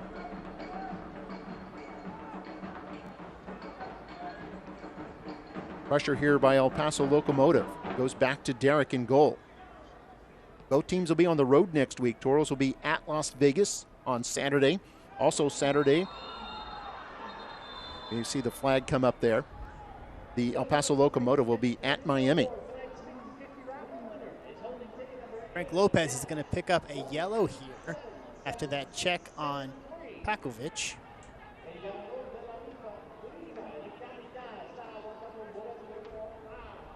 Should get some stoppage time added here in the second half, but Rio Grande Valley continue to be quite aggressive under 4 minutes left to play in regulation. Yeah, you've got their two top goal scorers from last season who have battled injuries this year are out on the pitch right now as second half subs, Benzon and Lopez. So a sixth goal not out of the woods as yet. Well, that one nicely chested by Ricketts back to Derek.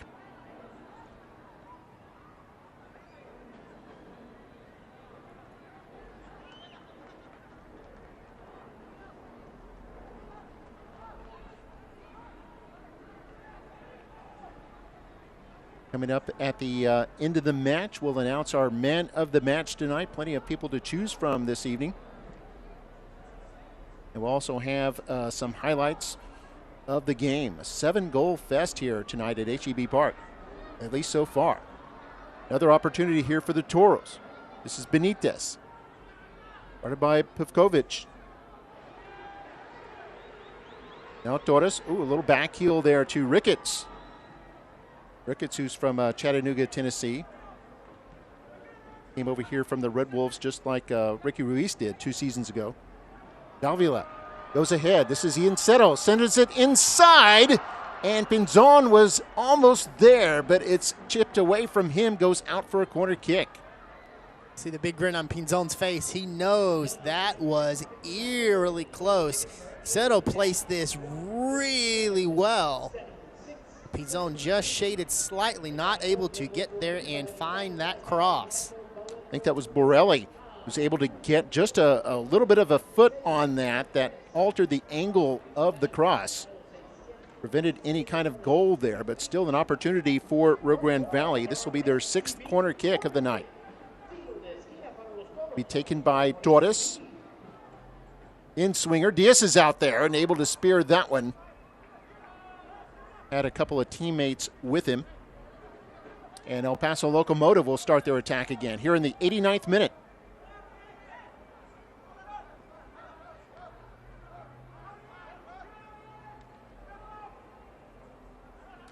We mentioned the Toros with a chance to move all the way up to 9th place. That depends on the two teams in front of them right now. Orange County Phoenix Rising is 10th. And then you've got Monterey Bay at 9th. Both those teams are playing each other tonight.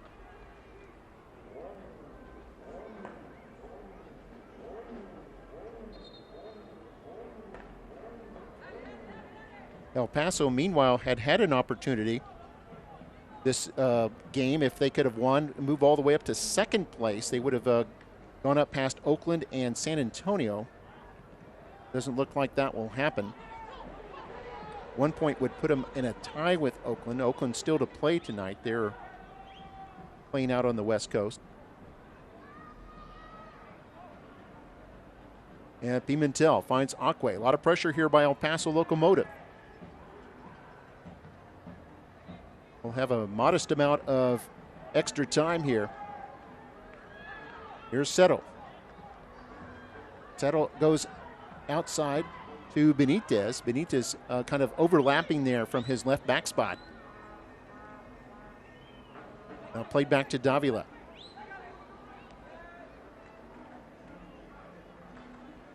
There's a confirmation. 3 minutes of stoppage time will be added to this one. Well, Pinzon tried to move inside, had it poked away from him. Here's Ricketts on the move. Ricketts inside. There's Lopez there. Goes down in a heap. Play will continue. Benitez trying to win the ball back from Kostaishin. Kostaishin able to pass it off and gets it to Sonupe. The Englishman passes it off to the left side. A chance here for El Paso. A shot and a save made by Derek. It bounces right up and down to his feet. He's able to make that save. That shot had a lot of pace on it. That was Chris Garcia had the shot.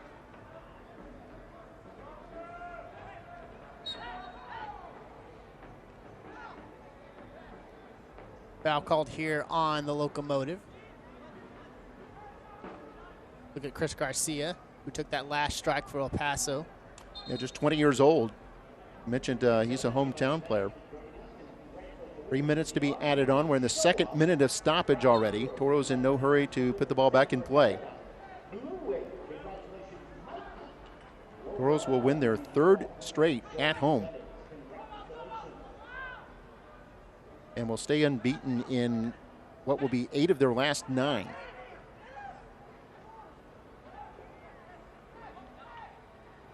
El Paso Locomotive winning it back.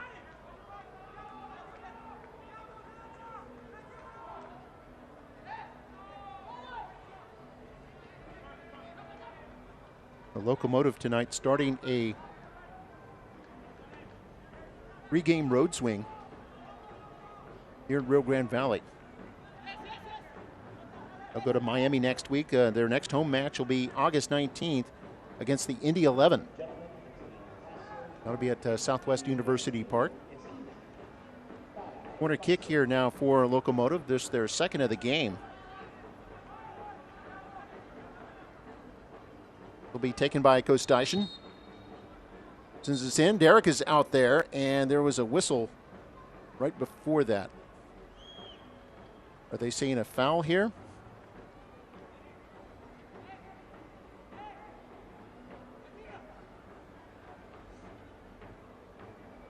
Or are they seeing a re-kick? Looks like a re-kick. You do a re-kick there. I don't believe the official had blown that one ready. Yeah, may have been the issue. And there's Derek comes out again and is able to grab that one. And that will likely do it. We'll wait for everybody to clear upfield. Should hear a whistle any moment now. And there it is. There's the whistle. Toros have won their third consecutive home match.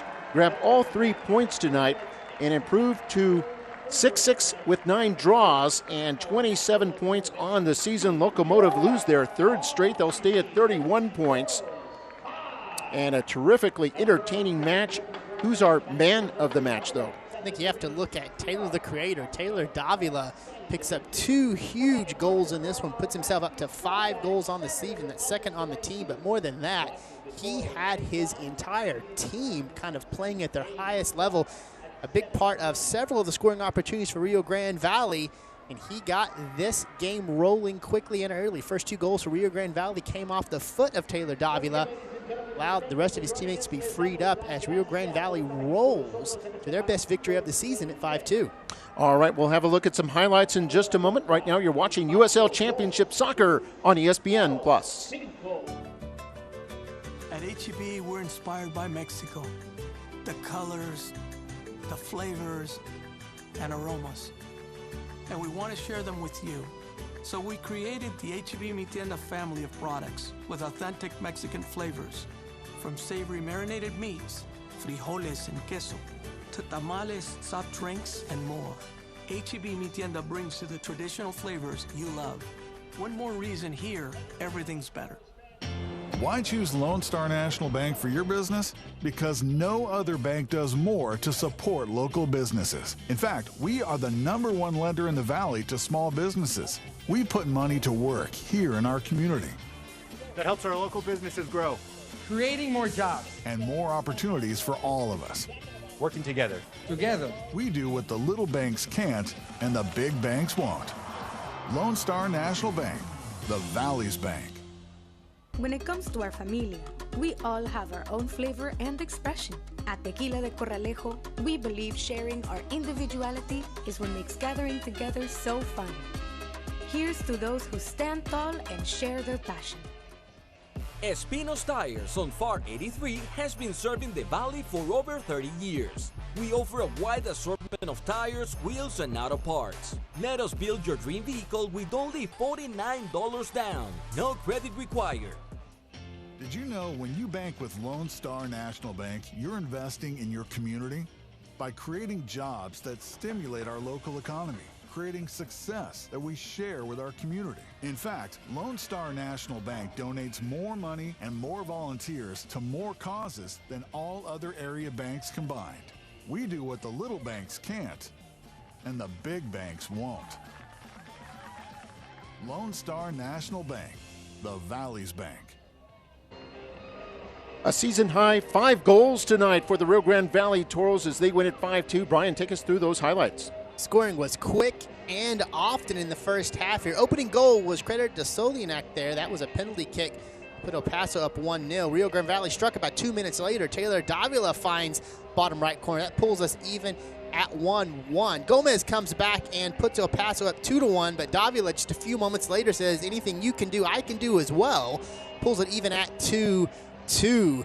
There's Wilmer Andres Cabrera, spectacular job of putting that one down. Cavillo gets the own goal. Here's Cabrera striking for his first actual goal. That put Rio Grande Valley up by a score of 4-2. And then goal number 5, credited to Cabrera again, although it comes off the foot of Jose Torres on the penalty kick. Cabrera drew the foul that led to the penalty kick. And then a little bit of gymnastics as the Toros doing everything right in this one.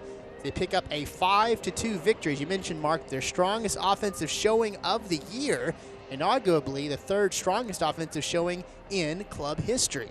And congratulations to Coach Wilmer Cabrera and his crew with the win tonight. The Copa Tejas standings, that would put San Antonio and Rio Grande Valley both tied at 4 points. El Paso would be eliminated as they have played all 4 matches already between those two other opponents, and that sets up a big one on August 16th when Rio Grande Valley will play at San Antonio. That one will be featured on ESPN2. Next week will be the Toros at Las Vegas. That'll be on Saturday. Also Saturday as the Locomotive move on to play at Miami. Hope you enjoyed it. The Toros winning at 5-2 tonight here at HEB Park to claim their 3rd straight home win. For Brian Smith, I'm Mark May, the rest of our USL Championship broadcast crew. So long from Edinburgh, Texas. This copyrighted telecast of the United Soccer League Championship cannot be retransmitted, rebroadcast, or reproduced without the expressed written consent of the United Soccer League Championship.